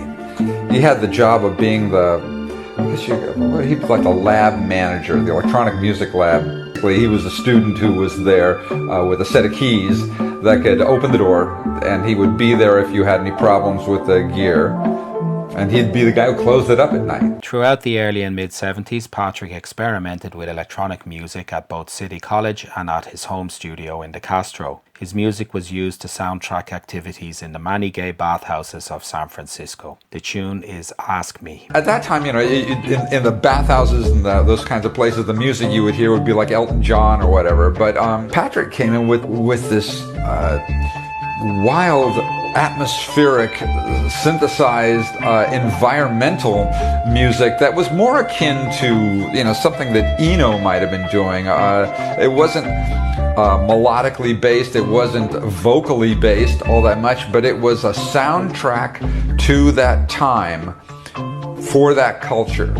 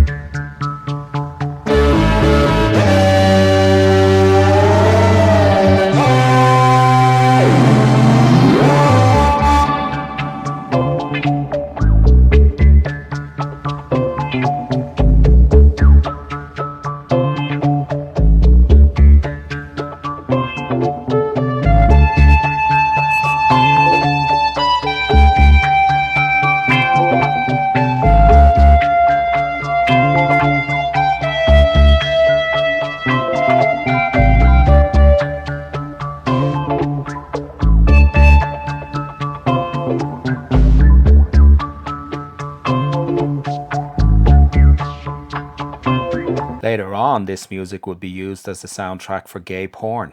The tune is Pigfoot. I find it interesting that a bunch of his music wound up as soundtracks for gay porn. I think that I think what happened there was initially that he thought he could do it better, and he talked to somebody and gave them a bunch of music. At first he was trying to do songs for it, but I think that he eventually found that more ambient music was better for the for porn in general.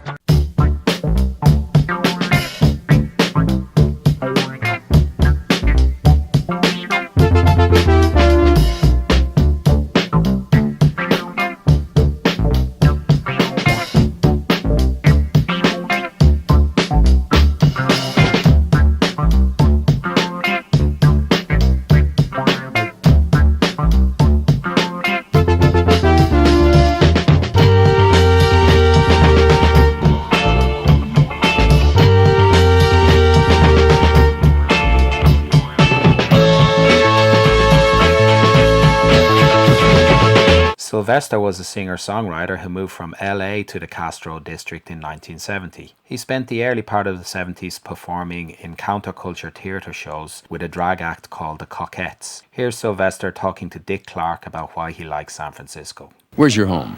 Los Angeles. No, somebody told me you're San Franciscan. I Are you? live Is in that San your adopted town? Yes, 10 years. Why is San Francisco, and why has it always been a cultural center? What makes it so different? It's a lot easier there. Is it free city? Yeah, happy medium between LA and New York. Yeah, you said somewhere in writing that LA is a role town. You got to play a role here, and up there you can be yourself. That's true. Be I'm a yourself. little nervous about being here. You are. Yeah. You're amongst friends. Sylvester released his first album, Sylvester, in 1977 on Fantasy Records, a label run by the one-time Motown producer and executive Harvey Fuqua. This is Over and Over.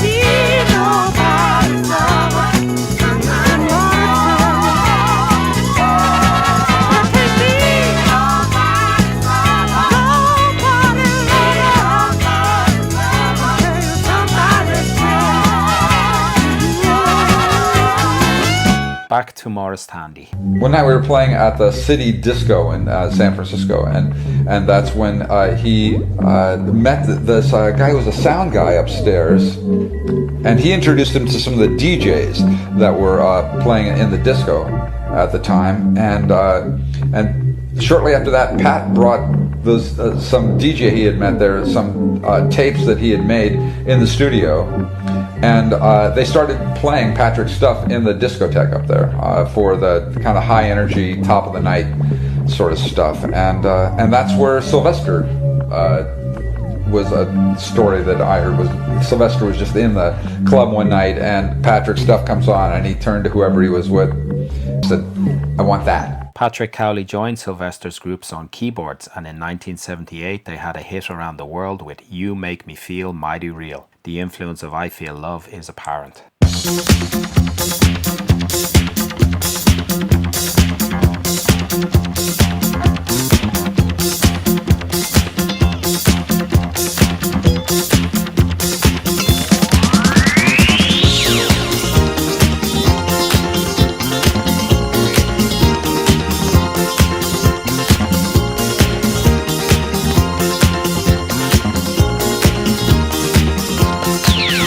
When we're out there dancing.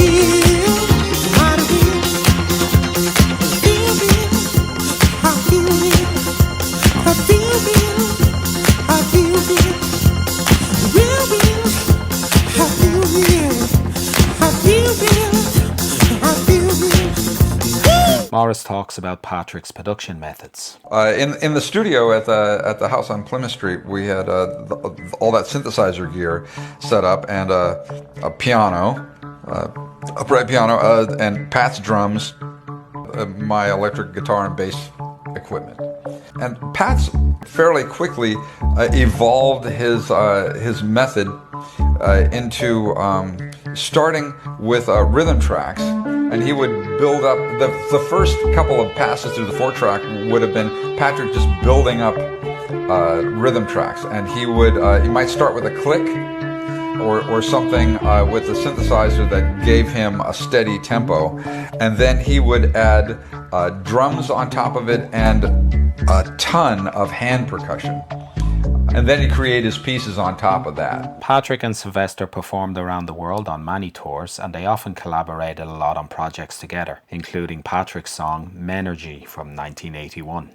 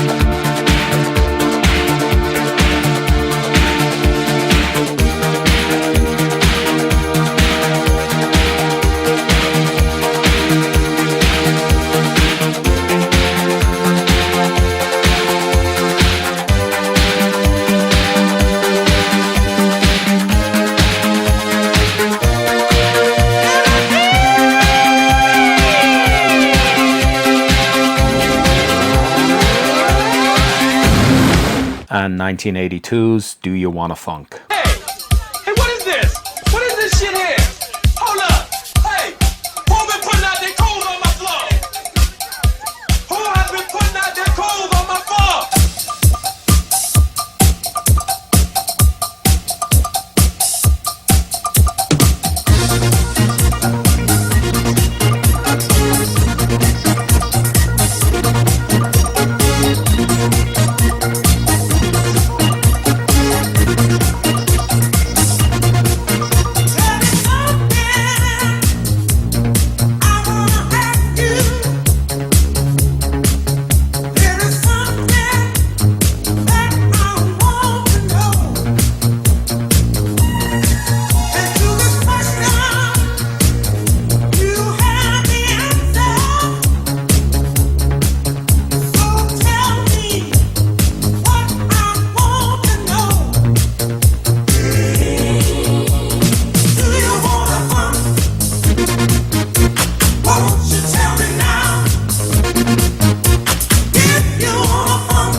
show you how. Do you wanna funk with me? Do you wanna funk with me? Very sadly, Patrick passed away at his home in the Castro in 1982, an early victim to the AIDS virus that would soon go on to devastate gay communities. Back then, the virus didn't even have a name. The world lost one of the great musical innovators and a pioneer of electronic dance music. Here's a piece of his epic 15-minute long remix of I Feel Love, released in 1980. Rest in peace, Patrick.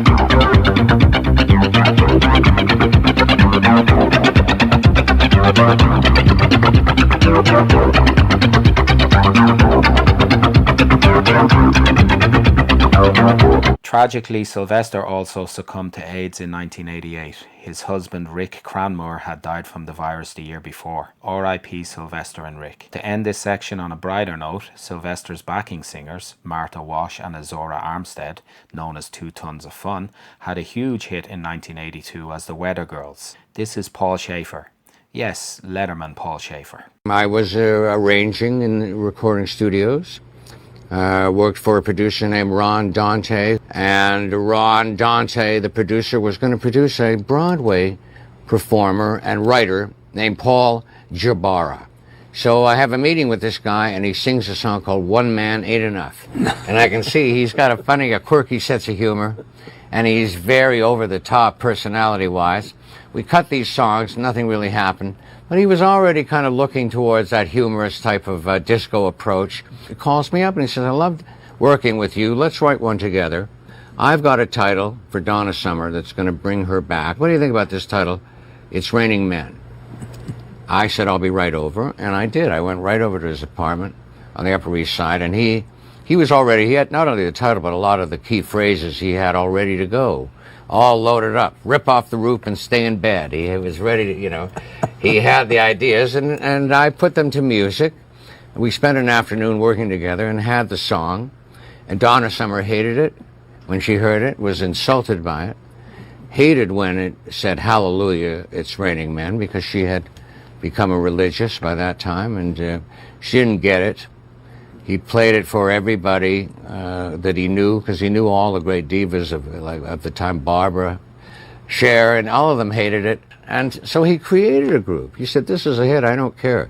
And he thought of these 2 girls who used to back up Sylvester, an early San Franciscan performer who sang, you make me feel mighty real. He had 2 girls, they called themselves 2 Tons of Fun. He put their voices on it, and it became a dance #1 record, and This is the Weather Girls. Yeah, so they became the Weather Girls. When they had that hit, they said, okay, we'll call ourselves the Weather Girls. And they went on the road, and the rest is disco history.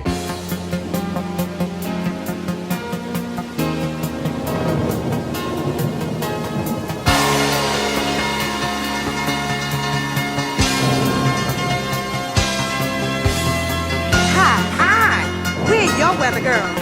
And have we got news for you? You better listen. Get ready, all you lonely girls, and leave those umbrellas at home. All right. It's rising. Rising. I'm just getting low. How low, girl? According to all sources. What sources now? The street's the place to We better hurry up. 'Cause tonight for the first time, just about 10:30, for the first time in history, it's gonna start raining men.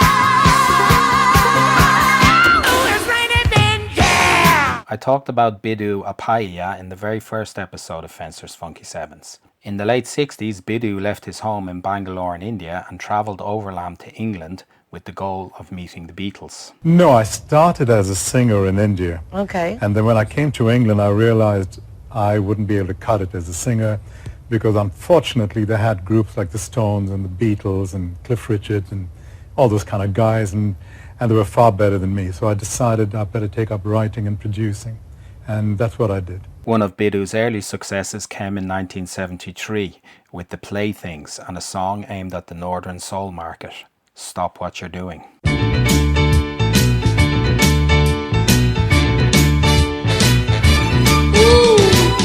Stop what you're doing to me, I like it, but it's no good for me.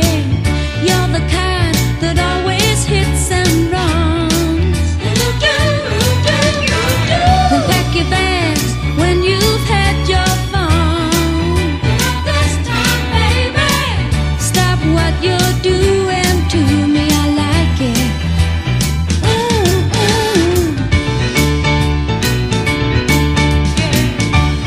Mama once told me that your kind of guy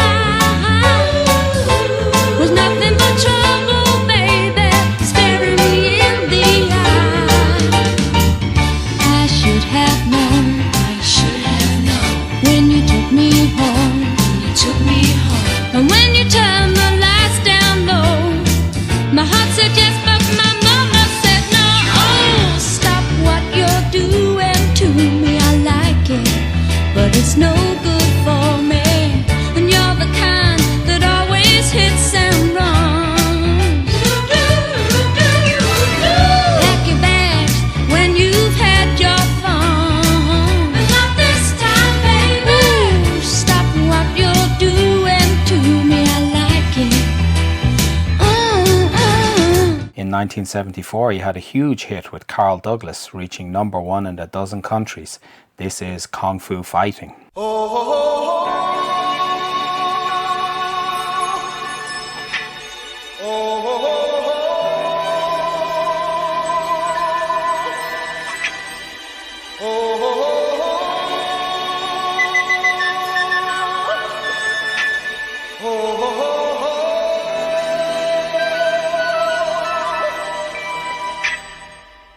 Everybody was kung fu fighting. Those kids were fast as lightning. In fact, it was a little bit frightening, but they fought with expert timing. There were funky Chinamen from funky Chinatown. They were chopping them up, they were chopping them down. It's an ancient Chinese art, and everybody knew their part. From a fainting to a slip and a kicking from the hip, everybody was kung fu fighting. Those kids were fast as lightning. In fact, it was a little bit frightening, yeah, but they fought with expert timing. There was Funky Billy Chin and Little Sammy Chung. He said, "Here comes the big boss. Let's get it on." We took the bow and made a stand. Started swaying with the hand. A sudden motion made me skip. Now we're into a brand new trip. Everybody was kung fu fighting. Those kids were fast as lightning. In fact, it was a little bit frightening, but they did it with expert timing. Biddu had more disco success in 1976 with Tina Charles' I Love to Love. Well, on the English side, I've done things like Kung Fu Fighting, I Love to Love by Tina Charles, Jimmy James, I'll Go Where the Music Takes Me. I did the Joan Collins films, both her films, The Stud and the Bitch. Am I allowed to say The Stud and the Bitch on TV? I think I played a big part in her comeback success, because before The Stud, she wasn't happening.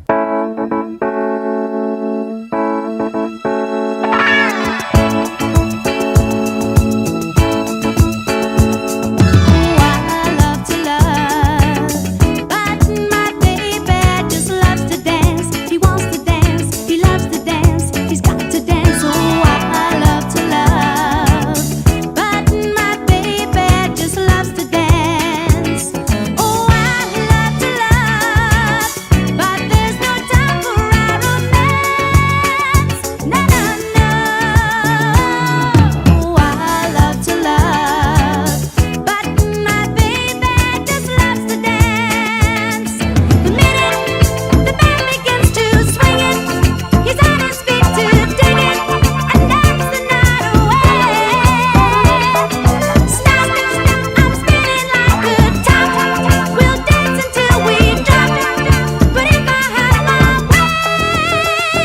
As disco's popularity began to wane in the late 70s, early 80s, he returned to India and found success in the Bollywood movie industry. I've also done a few films in India, Bollywood films, and I had quite a few big hits in India with my songs, so that was good. So I've managed to bridge the two. But before he left England, he gave us this delicious slice of Hi-NRG.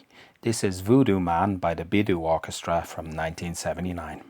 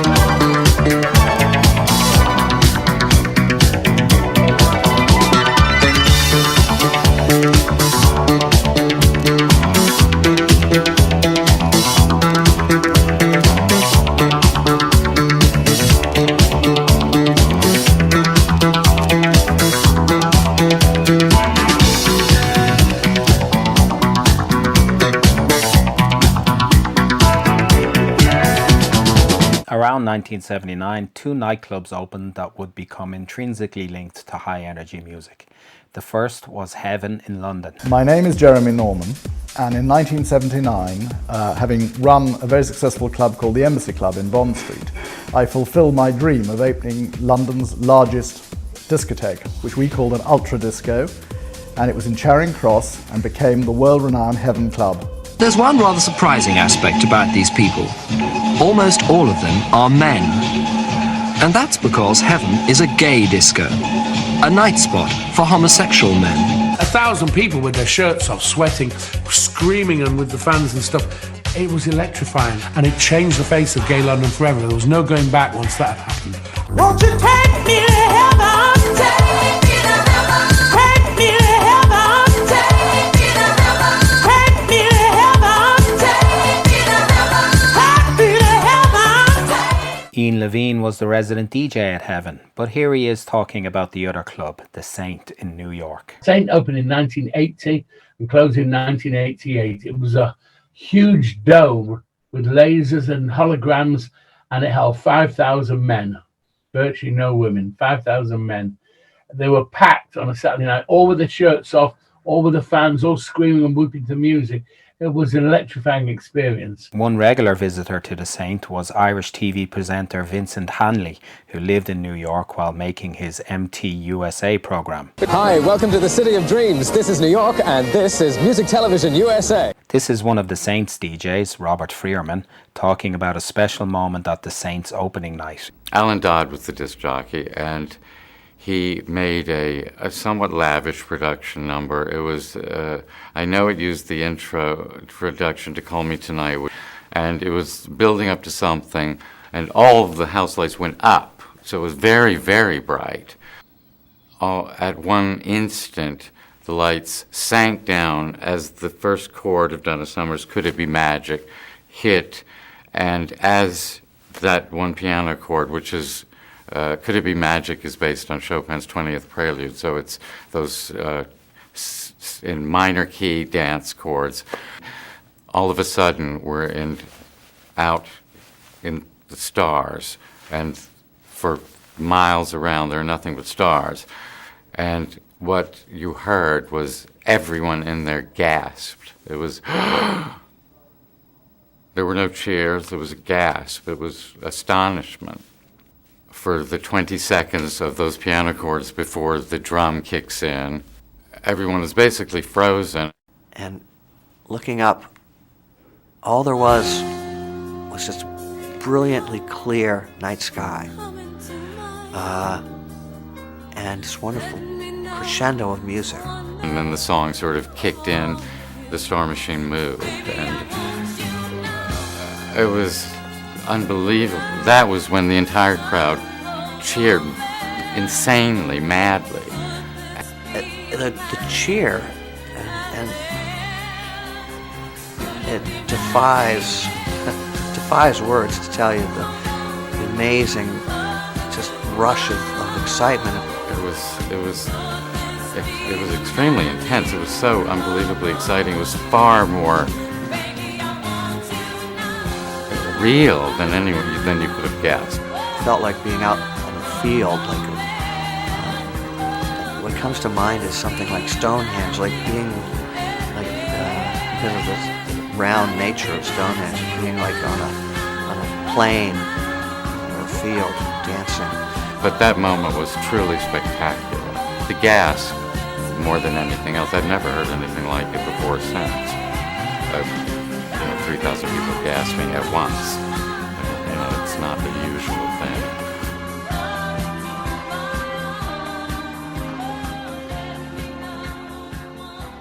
Back in the States, after Patrick Cowley's sad departure, the Hi-NRG baton was passed to New York producer Bobby Orlando, sometimes known as Bobby O. In 1982, he worked with larger-than-life drag queen Levine. Levine had found fame in the 70s working alongside filmmaker John Waters in movies such as Pink Flamingos. Kill everyone now. Condone first-degree murder. Advocate cannibalism. Eat shit. Filth are my politics. Filth is my life.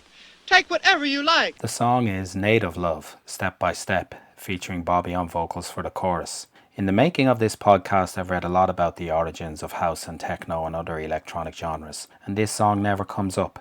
I don't know why. See what you think. Before the tune, Divine deals with accusations that his drag style is grotesque. This is Native Love by Divine, produced by Bobby Orlando in 1982. Well, I mean, I see myself as an entertainer. I mean, anyone that wants to listen to me, I'm glad to have them as a fan and as a listener. I mean, I think it's the kind of glamour that doesn't exist anymore, that was around in the 50s with all the movie stars, anything that was very popular. But because of my size and things, it's a comedy aspect to it, too, and also a grotesqueness, too.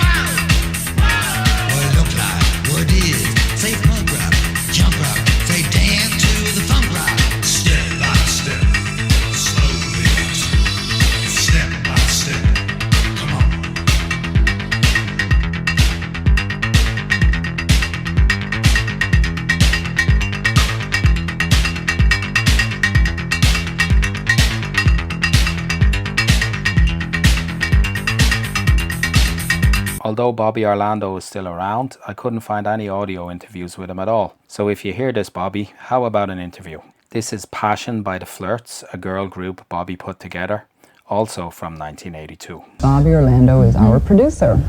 He's the one-man genius, is what we call him. He thought up the concept of the Flirts, and basically that's how it all started. But this was a few years ago, and he couldn't really find the right combination of people.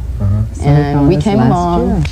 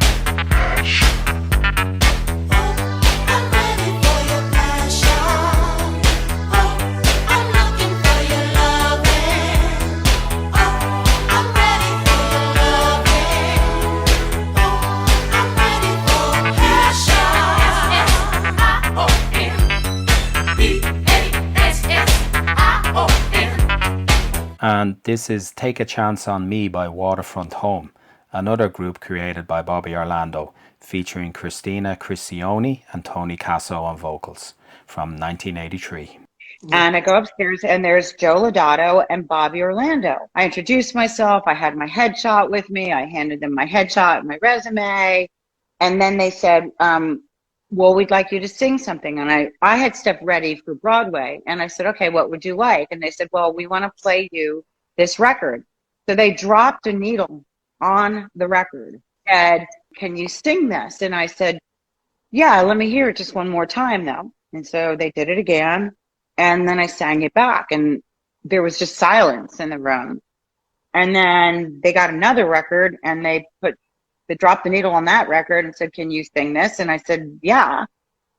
So I sang it. And I mean, I almost signed a record contract on the spot, but I did. I signed a record contract within like a week. And it was really exciting. Bobby was a really dynamic guy. He was very prolific. I mean, he would write and write and write and write. And so the first group I was in was called Waterfront Home. Our hit single was Take a Chance.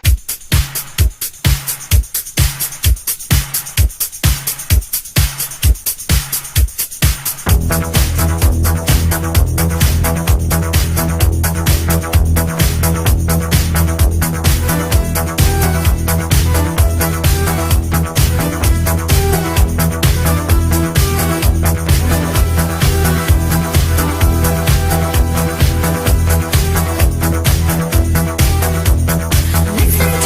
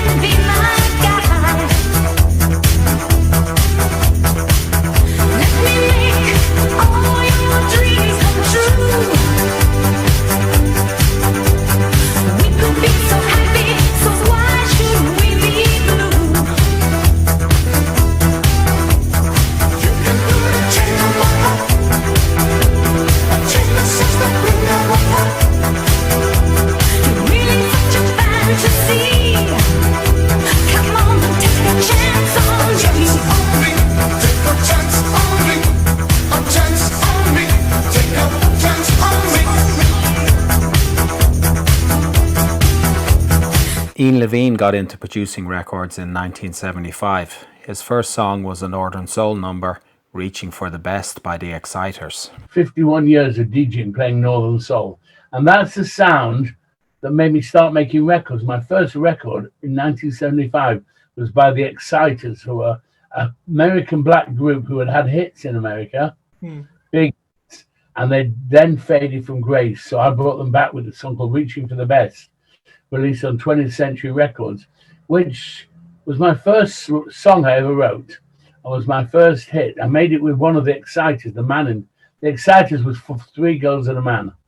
So the man was called Herb Rooney. So I wrote this song with him, and it was a hit. It was Radio Luxembourg's Record of the Week. It was number 31 on the charts, and it sold 80,000.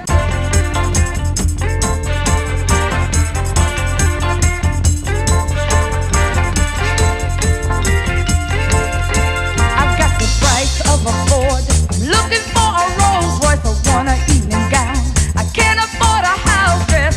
I want something better than all the rest. All my life I've been reaching for the best, reaching for life's happiness, reaching for the very, very best. Ooh yeah.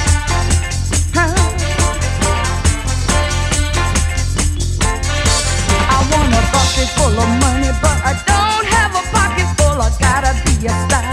I just don't have any pull. I gotta be better than all the rest. All my life I've been reaching for the best, reaching for life's happiness, reaching for the very, very best. Ooh yeah. Ian followed this up in 1976 with a disco tune, Barbara Pennington, 24 Hours a Day, which was popular on both sides of the Atlantic.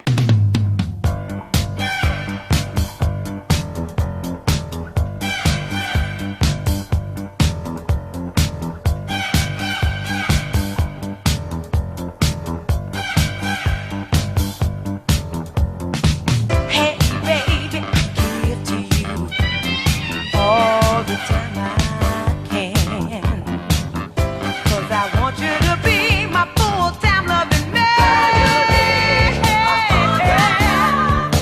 So I've been by your side for my whole life. Until the end of time, I do what you want me to do.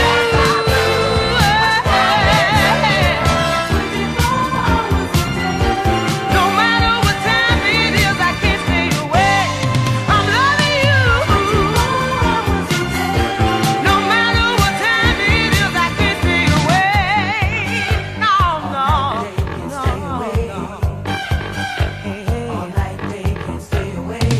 I love you for 60 minutes, each and every hour, and 7 days a week with your loving power. I don't mind being with you 52 weeks a year, and in summer or winter, baby, I'll be right here. I'll be right here. No matter what time it is, I can't stay away, 'cause I'm loving you. No matter what time it is, I can't stay away.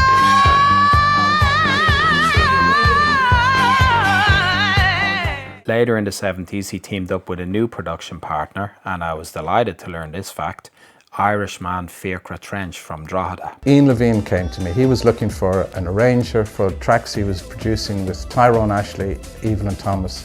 We laid down disco backing tracks, and then we put on the orchestral sweetening that would be the sweeping strings and the brass section and so forth. In time, this led to my being a co-writer with Ian and a co-producer. And one of our first big hits was My Claim to Fame with James Wells.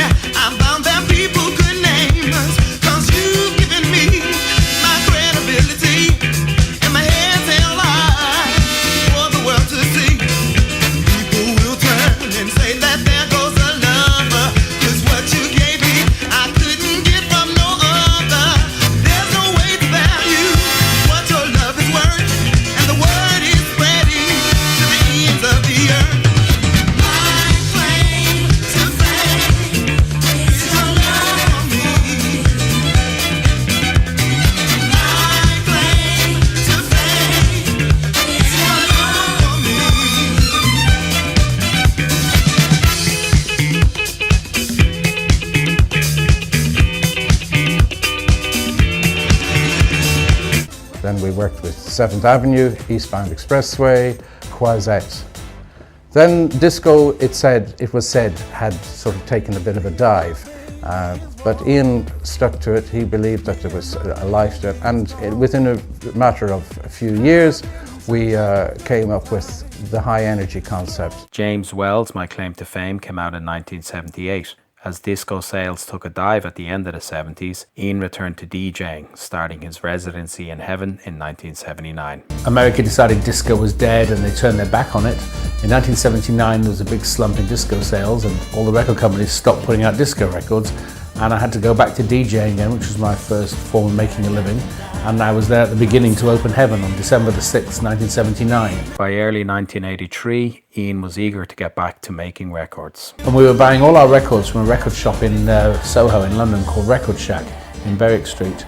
And they were very keen to get into making records. They just started their own little label, Record Shack Records. And I put a proposition to them. I said, I want to make a classic sort of gay disco anthem and we'll sell 10,000 records because there's enough of a market. And we planned the whole thing out that if we made this record on a shoestring and if we managed to piece it together and on a budget of £2,000 and we could press up 10,000, it would cost us £1 a record, we sell it for £2 a record, so we'd make £10,000 profit, which would split between us, Record Shack and myself, and the artist. I went out and found Michael Brown, who was a disco artist that not many people had heard of, but had some cult records in the 70s, and did this song called So Many Men, So Little Time, which was a slogan I saw on a t-shirt in Los Angeles several years earlier, and I always had it in mind one day to make a song called So Many Men, So Little Time.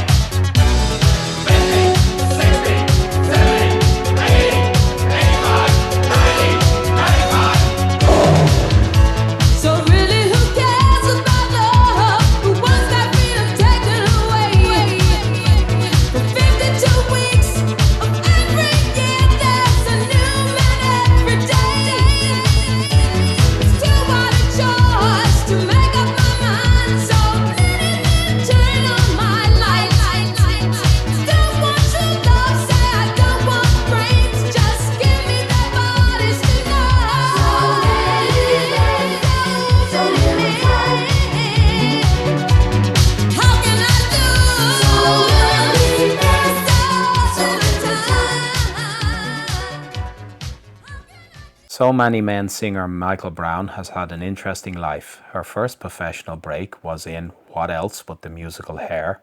She has acted on stage and film. She has the best acting credit I've ever seen for the 1978 version of Superman.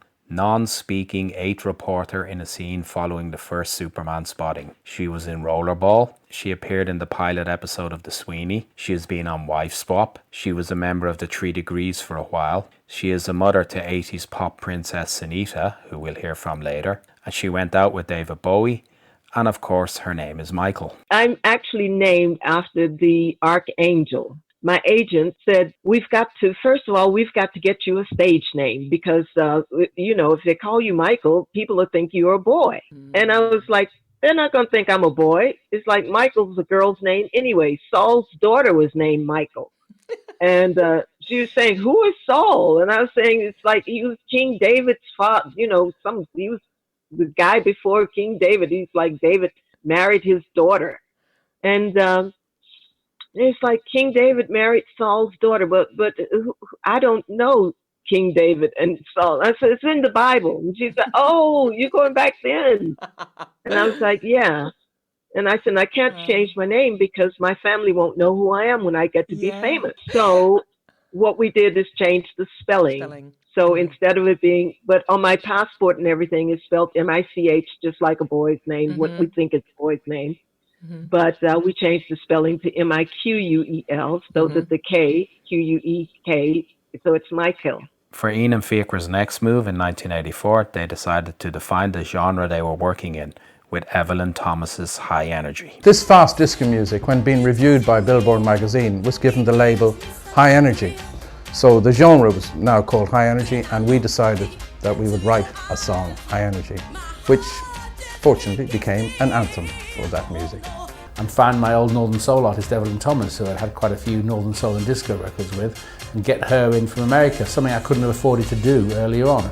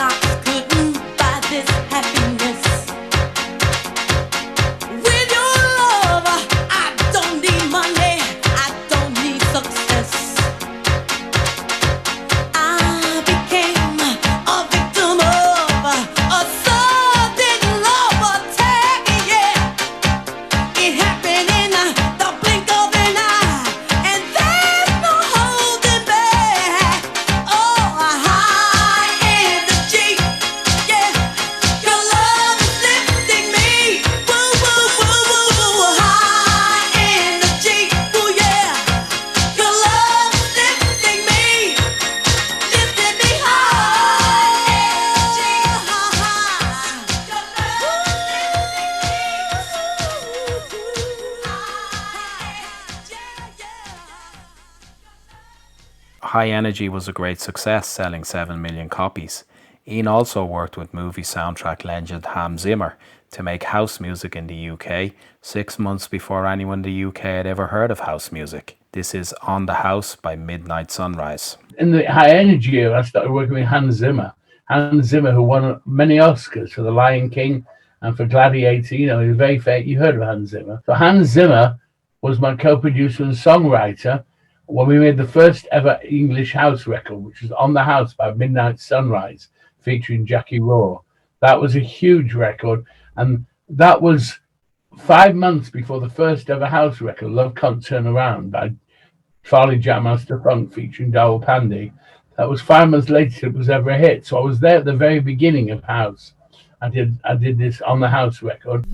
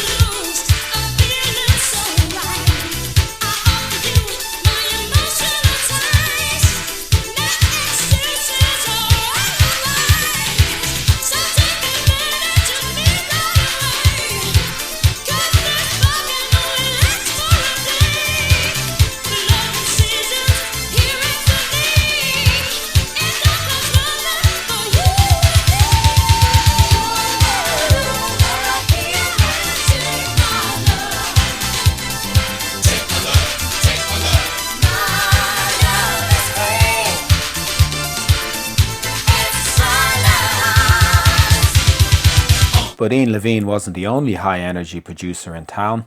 He wasn't even the only Ian. This is singer Hazel Dean. I did actually have a record deal in the 70s on Decca Records in the UK. In the north of England, we used to have a big thing called Northern Soul. And my old records, they were quite high energy, very Gloria Gaynor sort of a feel to them. So I had some songs out and they were big, they were very big on the Northern Soul scene, which I had no idea at the time that was happening, but they were. And that's how Ian heard my voice.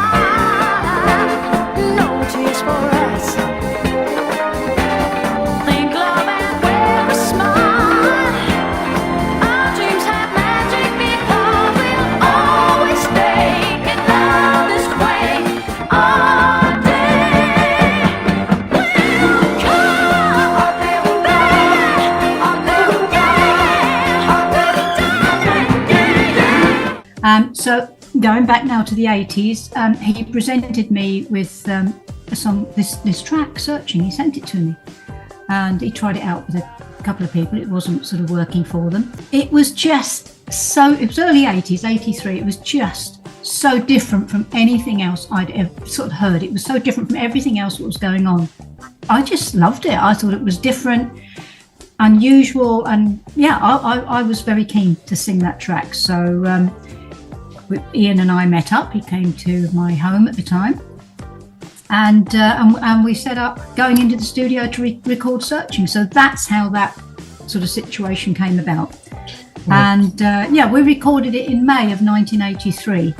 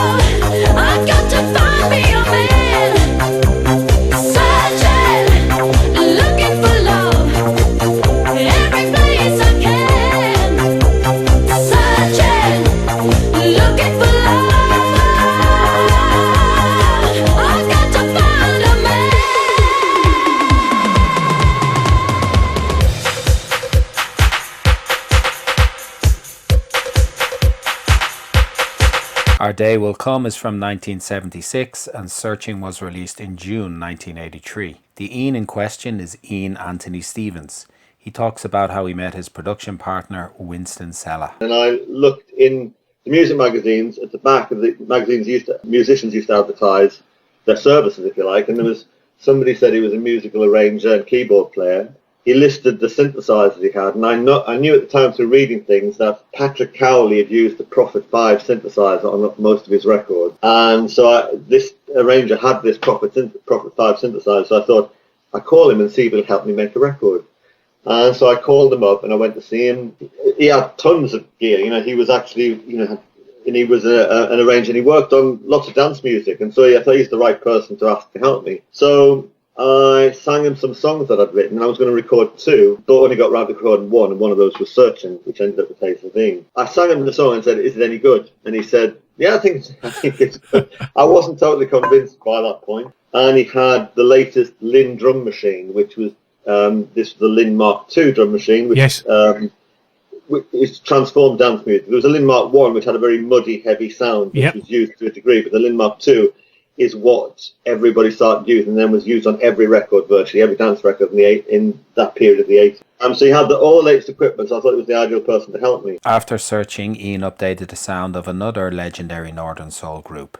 The Flirtations were from South Carolina, but moved to the UK in 1967. Their 1968 tune, Nothing But a Heartache, is a monster Northern Soul tune and was also included on the Stonewall Jukebox. Maybe we'll go to England.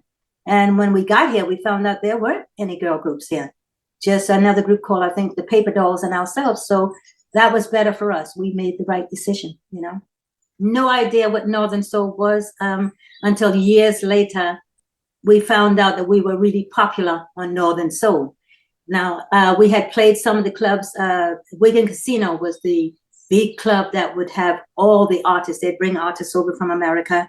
And I think it started with like B-sides of records. I mean, somebody would go over and bring back records and they'd play the B-side and they would start this little dance. And it's Northern, I think, because it's in the North. And the soul came from the different tracks. They played tracks that were different to the norm that would be on the radio. They seemed to like the underdog kind of thing, the B-side, that kind of thing. And they built up this reputation, Northern Soul. And we had no idea that we were popular in Northern Soul. Nothing But a Heartache, Little Darling, It's a Woman's World, all those songs were being played. Jerk It, yeah. We had no idea until one day we were doing a club up north and the audience, I think it was an all-nighter, because sometimes they'd have those things where you're there, you go on like 2 or 3 in the morning. And the audience, I mean, they stayed for 2 and 3 days to see the show. These people love their music. And if they love you, you're made forever, really. And because of Northern Soul, I think that's kept our career going. You know, when they love you, they love you. And they really, you know, we've been very fortunate with the Northern Soul crowd. Yeah.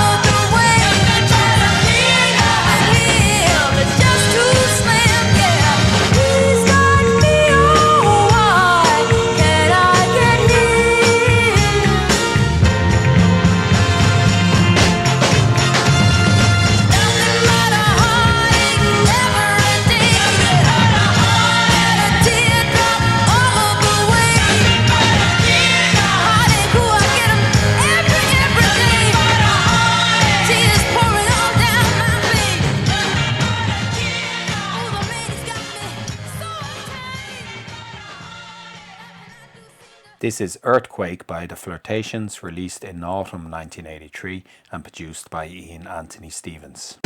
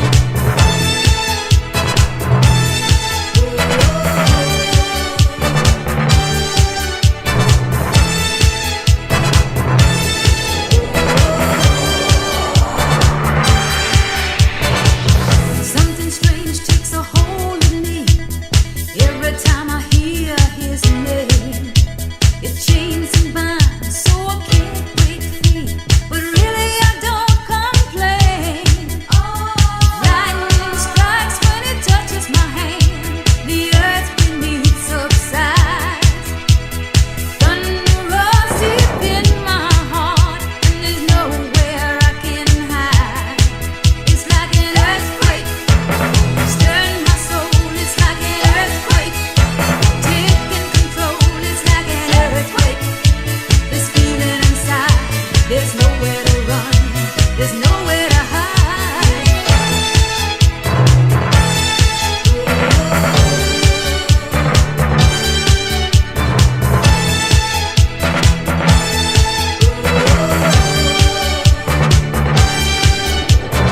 And this is Breakout by Kelly Marie, released in 1984.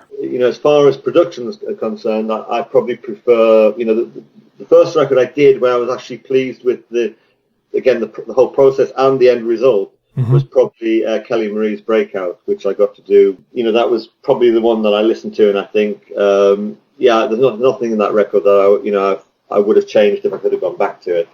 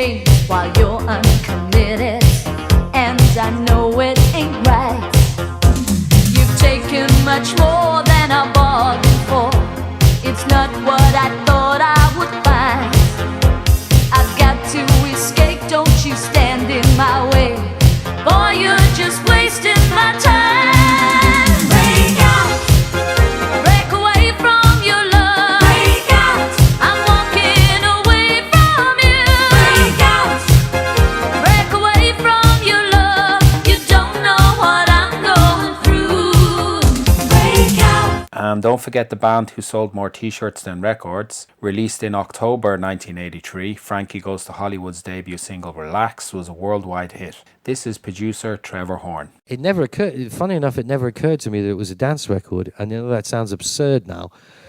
But I wasn't thinking about a dance record. I was thinking about at the front, where it started. I imagined that armies of people stretching out to the horizon, waiting to have sex. And Holly being the sort of standing like on the top of a tower, and a minaret, like a minaret with minarets, calling the faithful to come and fuck, basically. But I thought all of this was in my head, right? And that we would be okay. Anyway, I remember the singers arrived because the band were up in Liverpool, and Holly and Paul, who were the two singers, arrived at the studio at about 11 o'clock that night. And I told the reception, when Holly gets here, to keep them down there. Don't let them come up to the studio. And anyway, they phoned me at 11 o'clock and said, Holly and Paul are here. So I went downstairs, and then, of course, they said, how's it going? And I said, well, it's changed a bit. And they said, changed? How much has it changed? I said, well, it's changed quite a lot, actually. He said, oh, no, you haven't started again, have you? Because you can remember this is the fourth time. I said, yeah, I've started again, sorry. And they ran, and I ran after them. They ran up to the studio. And, of course, we played it. And from the minute it started, they started to dance, and they loved it.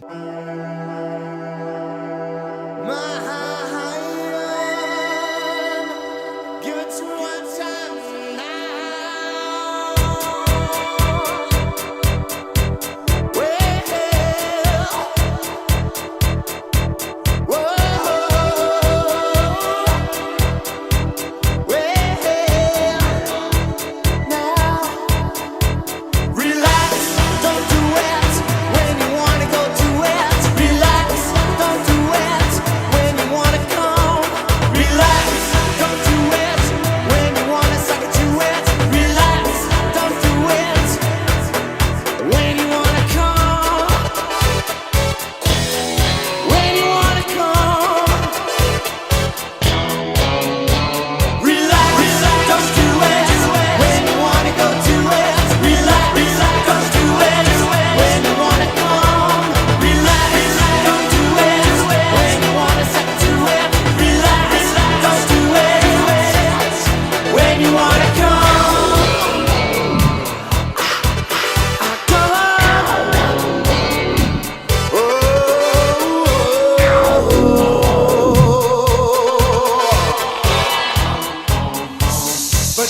in the right direction.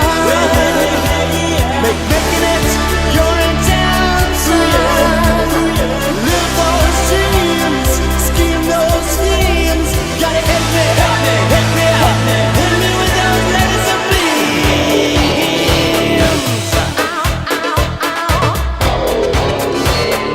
Laser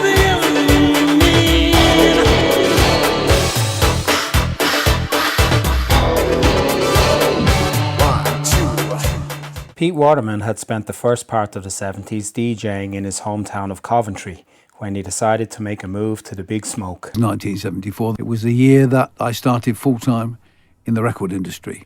The kid from Coventry realised that you could work in London and make a living at it. I came down as assistant head of A&R at Magnet Records. So I'd worked with them on Alvin Stardust and Guys and Dolls before, which they'd been hits. So Michael Levy, Lord Levy now, rang me up and said, look, you can come down. I need somebody to run the A&R department while Peter Shelley's in the studio making these records. I've been opposed to what he was making at that time. You know, I wasn't being shy and saying you're making great records. And I was saying you're making the wrong sort of records, you know. He's brought me in to sort of look at making different records from what he was making.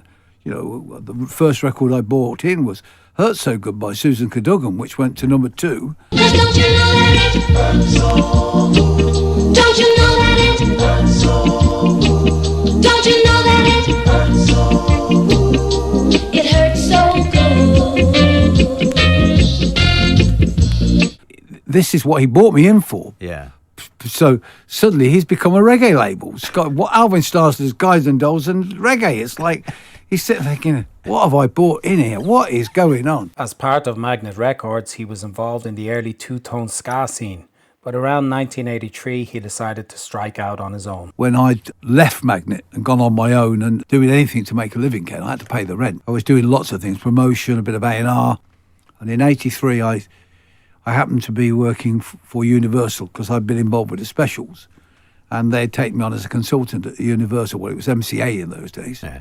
But then I sort of realised that there was this whole different market. And I'm working with a guy and we were asked to do a band called Musical Youth. And I went to Birmingham and saw these lads in a nightclub. And they certainly were not old enough, Ken, to be in this nightclub, right? They were 14 years old. So how they got in there, I don't know, but they were. And I said to my partner at the time, Pete, we'll do this. Pass the Dutchies. This is it. And we did. And it went on to be the world's biggest record that year. Pass the dutchie on the left hand side. Pass the dutchie on the left hand side. It a go bun. Give me the music, make me jump and run. It a go done. Give me the music, make me jump. So at that point, I formed PWL. I just said, that's it. I'm going to do whatever I want to do now. Because, you know, here's a record. It's been the biggest record in the world. And I haven't even got my name on it. It's got my production company on it, you know, Wednesday Child, but it hasn't got me. And I'm looking for work, and you know, people say, "What you got? You can't say I've got Pastor Dutchie. It's ain't got your name on it." And because at the end of the day, you've got to raise finance to you get your own company going. You know, you've got to buy equipment, rents, rates, and staff. So you've got to have somebody who says, a bank manager who says, "Yeah, you know, I'll back you on that." And if you haven't got, you know, you're just another guy going telling the bank manager the story that you've got £1 million. You know, saying, got a great idea. Right, yeah, got a great idea. Yeah. Get out of here. Pete set up the PWL label and formed a partnership with musicians Mike Stock and Matt Aiken to form Stock, Aiken and Waterman, or SAW production team. Mike Stock explains the working relationship. It was a testing time, you know, going back to the original sort of handshake agreement that Matt Aiken and Pete Waterman and I had between us was that we would just share everything. But to begin with, Pete wanted to assume a managerial role and be our manager. And Matt and I didn't feel we needed a manager. What we needed was Pete's contact in the business. He had a couple of hits managing Pete Collins, the record producer. And that's the sort of role he wanted to play with us. So in the initial recordings, the label information seemed to imply that we were the directors and he was the producer. You know, his idea was that the music industry should be like the film industry. I remember we were still battling between me, Matt and Pete, what and who we were. So we hadn't kind of worked that out properly. And Matt and me recorded most of the songs in my studio. That's because really Matt and me were the band. And on all those records, all the hits that we've made, you know, between us, we covered all of the instruments, including the drums, guitars, orchestrations, you know, rhythms, pianos, whatever, bass lines and stuff like that. You know, that was all Matt and me. And Pete's involvement was very, very minimal. Very minimal. But he's a guy that sells everything. So, you know, after we'd made the record, he sold it. And one way or another, we had the hit. So it's difficult for me to say that it was, none of us was relaxed. We were all trying to get somewhere and to understand who we were, you know. So it took a bit of a battle, but after a short time, we managed to get produced by Stock Aitken and Waterman. None of this directed business, you know. For the type of music Pete wanted to sell on his label, he found inspiration after a trip to heaven. I heard some of the greatest tunes. I just absolutely came out of that building that night with probably 10 tunes that I knew would take my audience at that time through the roof. I knew that if I took those to my Mecca in the Midlands and I introduced those songs slowly, they would become absolutely standards with my audience. I knew that my crowd on a Monday night, once they heard that record 3 times, that would become an anthem. I knew it would. And also the Northern Soul songs of his DJ years. To me, people like Ian Levine knew more than I would ever know about Northern Soul, because if anything, they knew the writers, the producers. Where I differed from them was I have always been at the commercial edge of pop music, even when I was a DJ. You cannot, you're deaf if you can't hear the commercial potential of those records, because they were magnificent, even by anybody's standards, even by standard commercial reasons. Those were outstanding records. The first Stock Aitken and Waterman production to hit the charts was Divine, You Think You're a Man, in July 1984.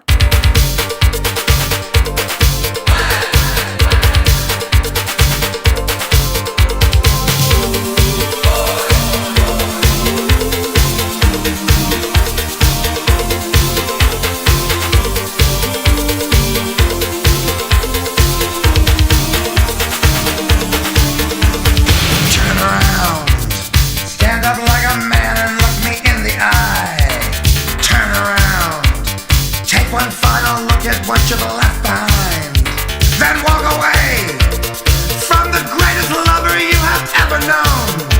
Yes, walk away.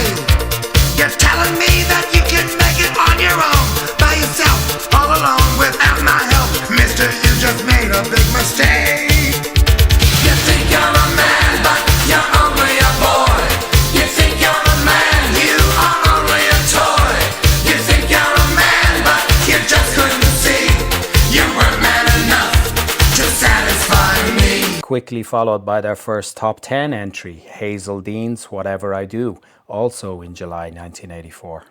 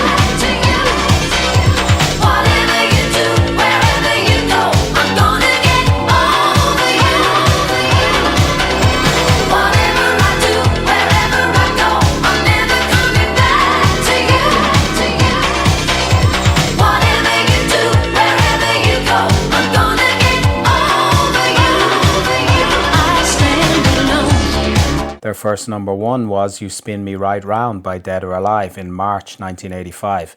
This is vocalist Pete Burns. We had a little radio alarm clock at home that used to go off at 10 o'clock in the morning, and I'd hear a lot of records, but I wasn't paying attention to them, and the first one I noticed purely for the syndromes on it was Hazel Dean's Wherever I Go, Whatever I Do. And I heard that sound, I thought, you know, that's kind of good enough for me, really.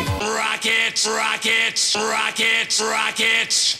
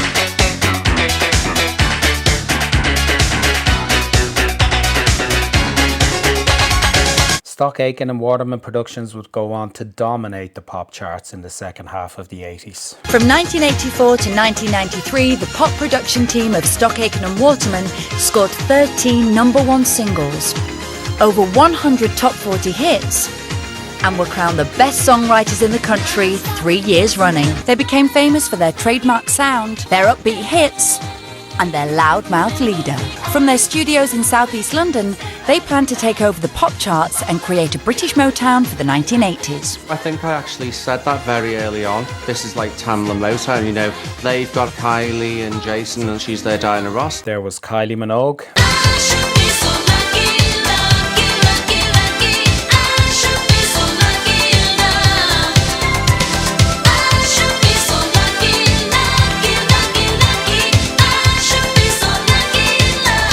Jason Donovan.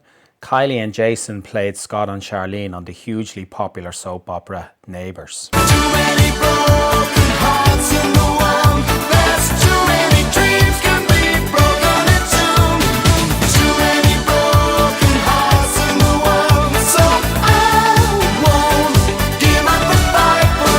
Michael Brown's daughter Sunita. I want everyone to know he's my time boy.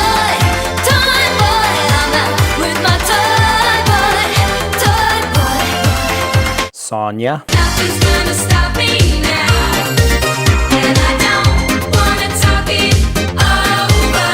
Said nothing's gonna stop me now. Gonna bring it up, gonna take my love away.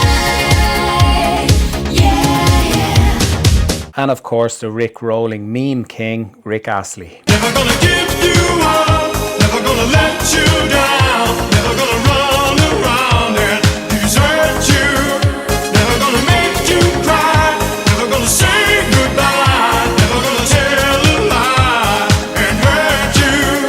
As a teen in the late 80s, I thought most of the Saw stuff was cheesy throwaway nonsense. But there was some of it that I enjoyed. Me and my friends would get in a circle and ironically headbang to the Reynolds Girls' I'd Rather Jack at the Art School Riche Teenage Disco. This record is actually what this list is all about. This is about snobbery. People who are up their arse in music and talk about this and that, and they never talk about the music. Jacking is a form of dance. That's what we use in our song, which is like what we do at the beginning, all that sort of thing.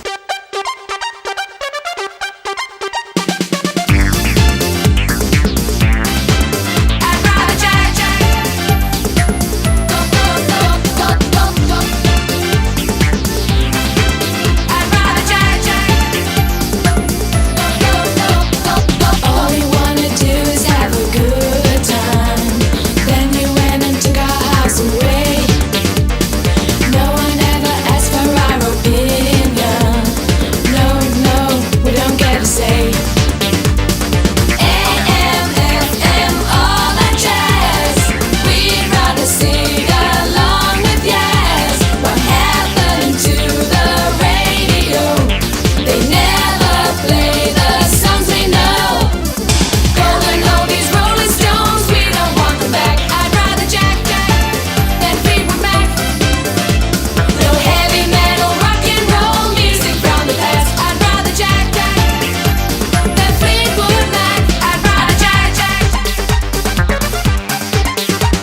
And I also had a soft spot for Mel and Kim, especially the remix for FLM, which borrowed heavily from the 5-note bass line of the Chicago house classic Adonis, No Way Out. Here are the two tunes back to back.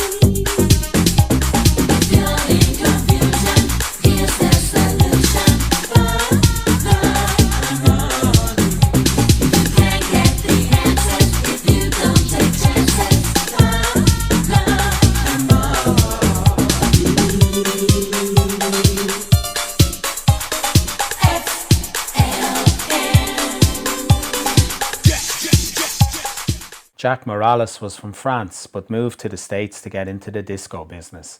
With his partner Henry Bololo, he soon found success with a vocal group from Philadelphia, the Ritchie Family.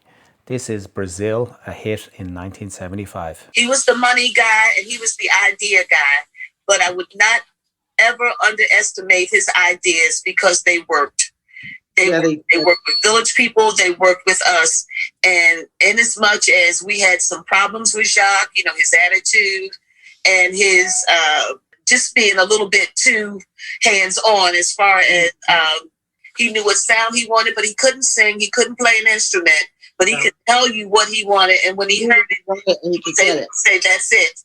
And he was able to direct his energy to get what he wanted.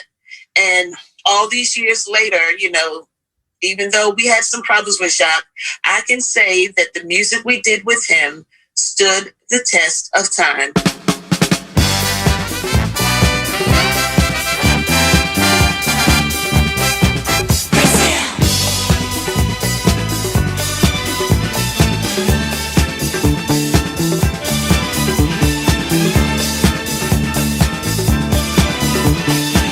You've got to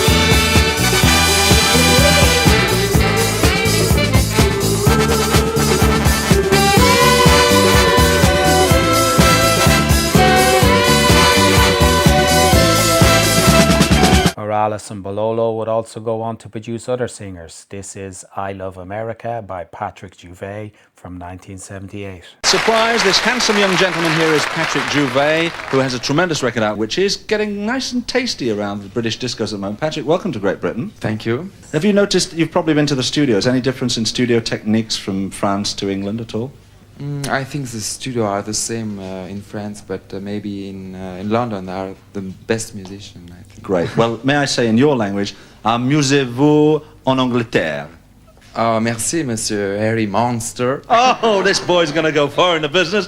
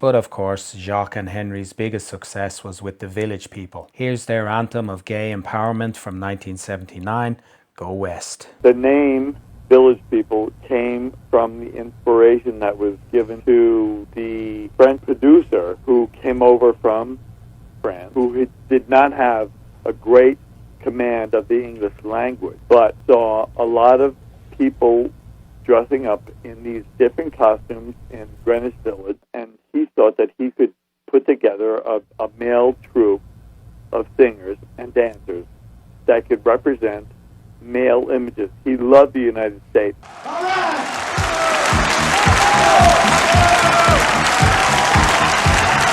Yeah. I want y'all to check him out. The cowboy all the way down to my right. Randy Jones. Mr. Jones. All right. Construction worker David Hodo goes by the nickname of Scar. Mr. Mucho Macho. The Indian of all Indians, Felipe Running Rose. Yeah. Mr. Loverman goes by the nickname of Mr. Eagle, Glenn Hughes. Alexander Browley, the GI. Right now. My name is Victor Willis, and we love you.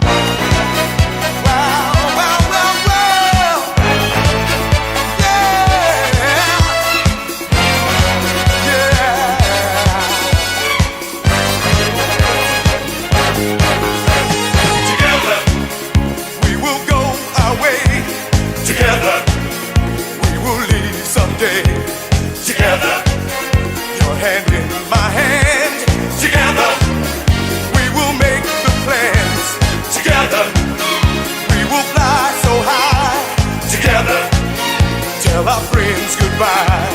Together, we will start life new. Together, this is what we'll do. Go west, life is peace there. Go west, lots of open air. Go west, to begin life new. Go west, this is what we'll do. Go west, sun is winter time. Go west, we will do just fine. Go west, where the skies are blue. Go west, this and more we'll do together. In the mid-80s, he worked with gay icon Eartha Kitt, who had focused on performing in Europe and Asia after her career took a dip in the US due to her opposition to the Vietnam War. This is some high-energy Eartha produced by Jack Morales in 1986. This is My Life. I am not black enough to be considered black, and I'm not white enough to be considered white. And therefore, I don't fit in anywhere. And I don't think I ever want to fit in. I want them to fit into me. I am not a disco queen, if you know what I mean.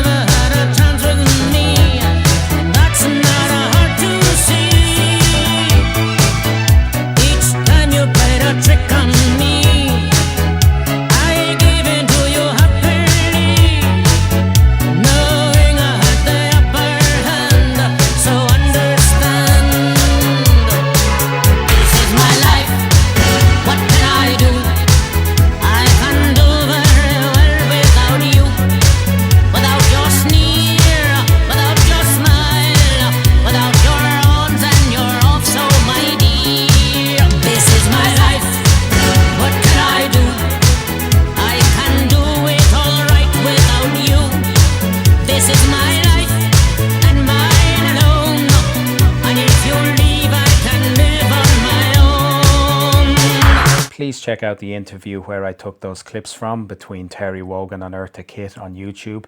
It's magnificent. Eartha had a hit with Bronski Beat in 1989. This is Cha Cha Heels. So don't you mess around with me, you won't know what to do, 'cause I'll put on my cha-cha heels and walk all over you.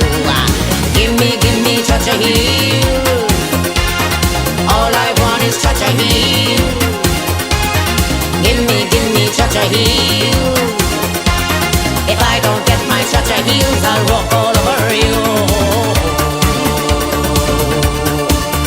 Gimme. Bronski Beat started in 1983, and their 1984 single, Small Town Boy, a story of a young gay man leaving the oppression of his hometown in the hope of finding a better life, and featuring the incredible falsetto voice of Jimmy Somerville, is an absolute masterpiece.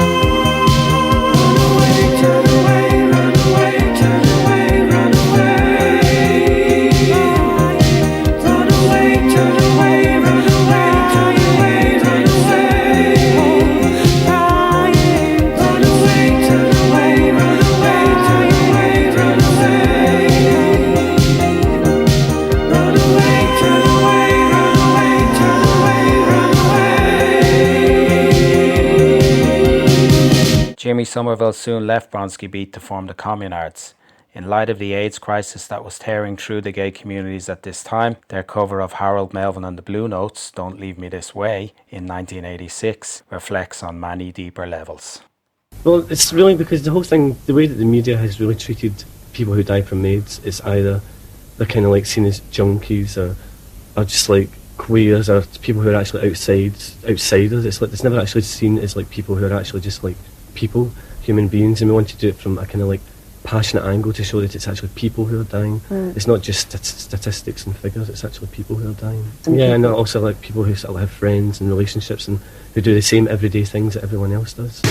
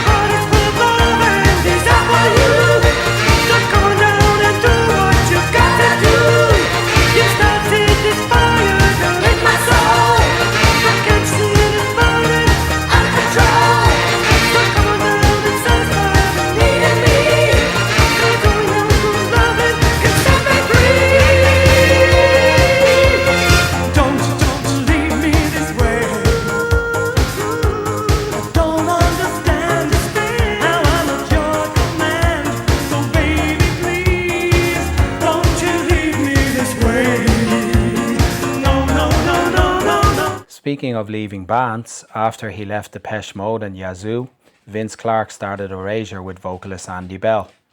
They are still together. This is Erasure's 1986 worldwide hit, Sometimes. Erasure. Vince, one thing I want to ask you, it's a brilliant name, Erasure, but what does it mean? It doesn't mean anything really, although some people have suggested that it means rubbing out the past, so it's kind of appropriate. Well, how did you get the name? Well, we just did a list. Like the record company and the publishing company and everybody, all our friends did lists of names, and we just crossed them off until we ended up with that one.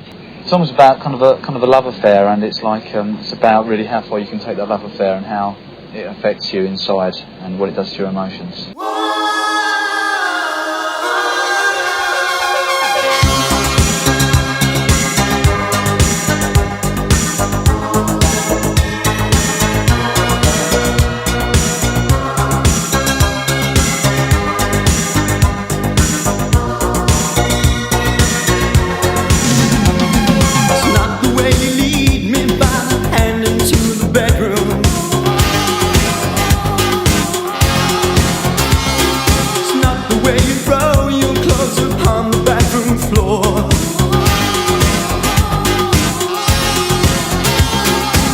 Been thinking about you, I just couldn't wait to see. Fling my arms around you, sweet falling ecstasy. Ooh, sometimes the truth is harder than the pain inside. Yeah. Ooh, sometimes it's the broken heart that decides. It's not the way that you caress me, toy with my affection. It's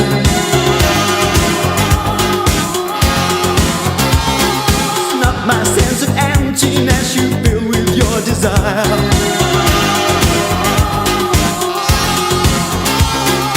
Climb in bed beside me, we can knock the world outside. Touch me, satisfy me, warm your body next to mine. Ooh, sometimes the truth is harder than the pain inside. Yeah. Ooh, sometimes it's the broken heart that decides. Pet Shop Boys formed in 1981 in a hi-fi shop when Neil Tennant, a writer for Smash Hits pop music magazine, which I used to devour every week, met Chris Lowe, a staircase designing architect. They bonded over a mutual love of synths and electronic music. They both went to heaven and loved the music of Bobby Orlando. In the early 80s, disco has been declared dead in America. But of course it just carries on anyway. And what happens is disco becomes very electronic. And we discover there's a guy called Bobby Orlando in New York is making a lot of these records that we love. And discovered this record called Passion by the Flirts. And it becomes the template for what we think the Pet Shop Boys should be, this hard electronic sound. And then when we go to heaven, we hear these incredible electronic dance records which go on forever as well, like Native Love by Divine. On a work trip to New York, Neil sought out Bobby Orlando, who produced the Pet Shop Boys' first single, West End Girls. For their first album, they re-recorded West End Girls with producer Stephen Haig. This slower version is the one that most people know. Here are the two versions spliced together.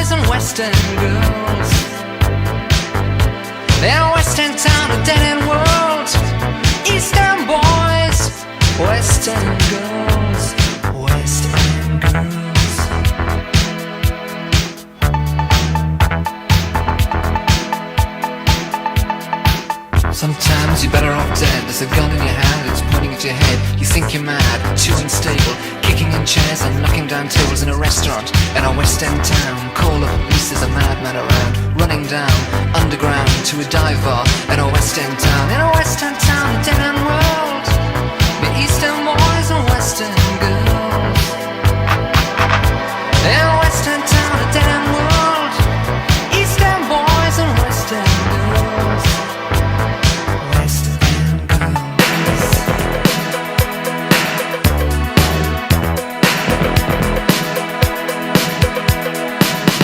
Shadows, whispering voices, faces on posters, too many choices. If, when, why, what, how much have you got?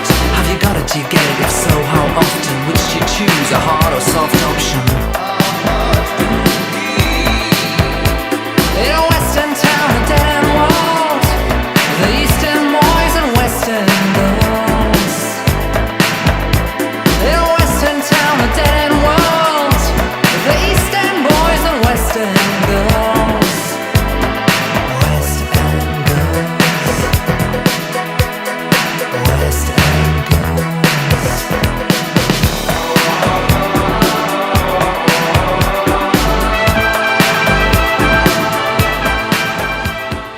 Pet Shop Boys have sold over 100 million records and have had 42 UK chart hits. But some that I enjoyed include 1987's powerful It's a Sin. Father, forgive my son Roscoe. He has fallen into the pit of sodomy. Save him, oh Lord.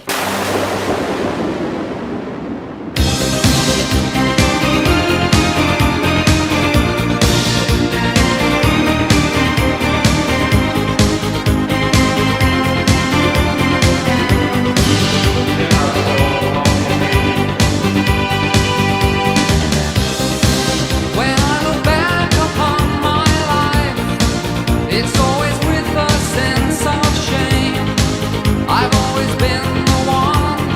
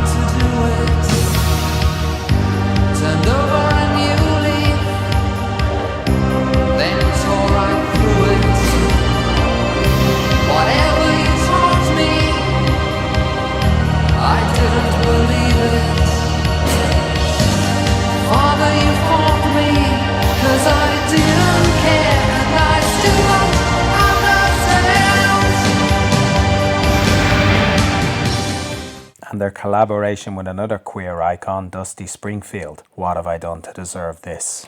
Dusty is probably even recognised now as the finest woman singer that ever came from Britain. She represented an amazing voice to me and an amazing kind of glamour and a different era of glamour and singing. I think any star becomes a star if they have a trademark talent or voice that is allied to a trademark look. I mean, that's what makes someone a star, isn't it? And Dusty hit upon the eye makeup thing, the very dark eye makeup, and what I think were wigs, the big bouffony wigs. It just created an archetype that resonates today.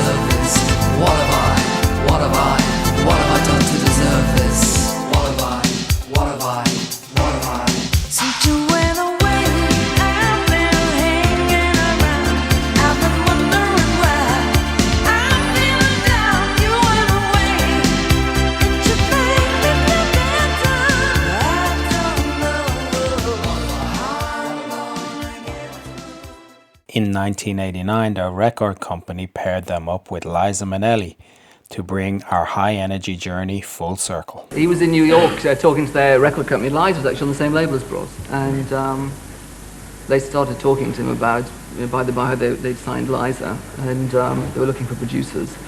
And the guy at the American record company was a big fan of ours, and Tom said, "Why do you get the boys to do it?"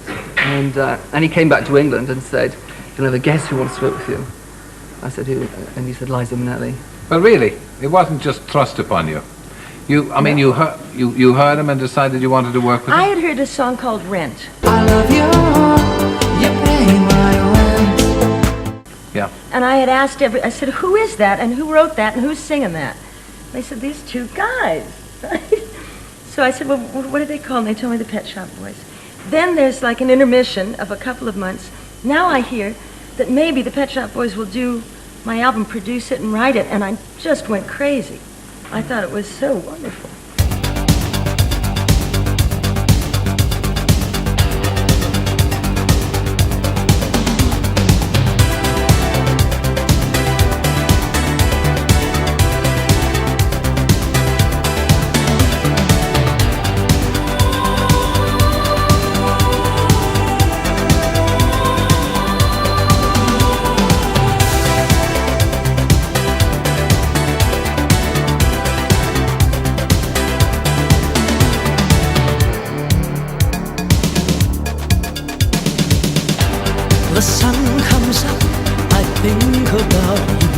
the coffee cup, I think about you.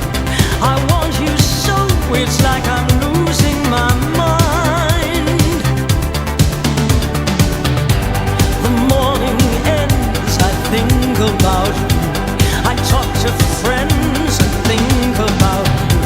And do they know it's like I'm losing my mind? All afternoon doing every little chore, the thought of you stays right. Sometimes I stand in the middle of the floor, not going left, not going right. I dim the lights and think about you. Spend sleepless nights to think about you. You said you loved me, or were you just being kind? Or am I losing my mind? As this episode comes to a close, I'd like to give credit to the sources I took clips from. One very important place is the Retro Talking Mix YouTube channel run by Lorato from Argentina. Lorato is a high-energy and 80s music obsessive and has so many interviews with people from that scene and time. His channel was really useful. High energy seems to be a hugely popular genre in the Spanish-speaking world, and maybe I did it a disservice by focusing on England and the USA. So please check Retro Talking Mix to fill in the gaps. Another great source was Ian Levine's documentary, The Story of High Energy, available on YouTube. I also took clips from the Rotary Club Marbella, My Cultural Life on the BBC, DJ Vlad, watchandpray.net, All of It, Global News, Tom Meros, Pop Goes the 60s, the Canadian Pride Historic Society, the Broadway Maven, the Ed Sullivan Show, Rare Monkeys, The Saint at Large, Out on Film, WPVI, a documentary on Patrick Cowley called The Genius of Synthesizer, Pavlina Osta, The Terry Wogan Show, Lenny Fontana's True House Stories, Club 80s with Will Reed, BBC 3, Ken Bruce on Greatest Hits Radio, A Journey Through Saw podcast, and The Hit Factory, the Saw Story documentary. The story of High Energy doesn't stop in 1989, but I feel it's a good place to end this episode, as the music changed to incorporate other genres as it progressed into the 90s. I might revisit High Energy in another episode. I'll leave the last word to Ian Levine. And in fact, that's why I ended up leaving Heaven in 1989 after 10 years, because the crowd were getting more into acid house and taking ease and getting to techno. And I'm into songs. I'm into glorious, beautiful songs. The High Energy era had classics, that female vocals and wonderful arrangements. These were the essence of Heaven. I mean, High Energy music was made to heaven. Thank you for making it through to the end of episode 33 of Fenster's Funky Sevens. If you'd like to get in contact with the podcast, please do. FensterDJ@gmail.com or FensterDJ on Instagram, Blue Sky or Reddit. To play us out, here's the closing part of Fenster's Funky Seven's favourite musical innovative murderer, Joe Meek. From 1966, this is Do You Come Here Often by the Tornadoes. Cheerio, I'll see you down the dilly. Do you come here often? Only when the pirate ships go off here. Me too. Well, I see pajama-style shirts are in there. Well, pajamas are out. As far as I'm concerned, anyway. Who cares? Well, I know of a few people that do. Yes, you would. Wow. Here's two coming now. What do you think? Mine's all right, but I don't like the look of yours. Well, I must be off. Yes, you're not looking so good. Cheerio. I'll see you down the dilly. Not if I see you first, you won't.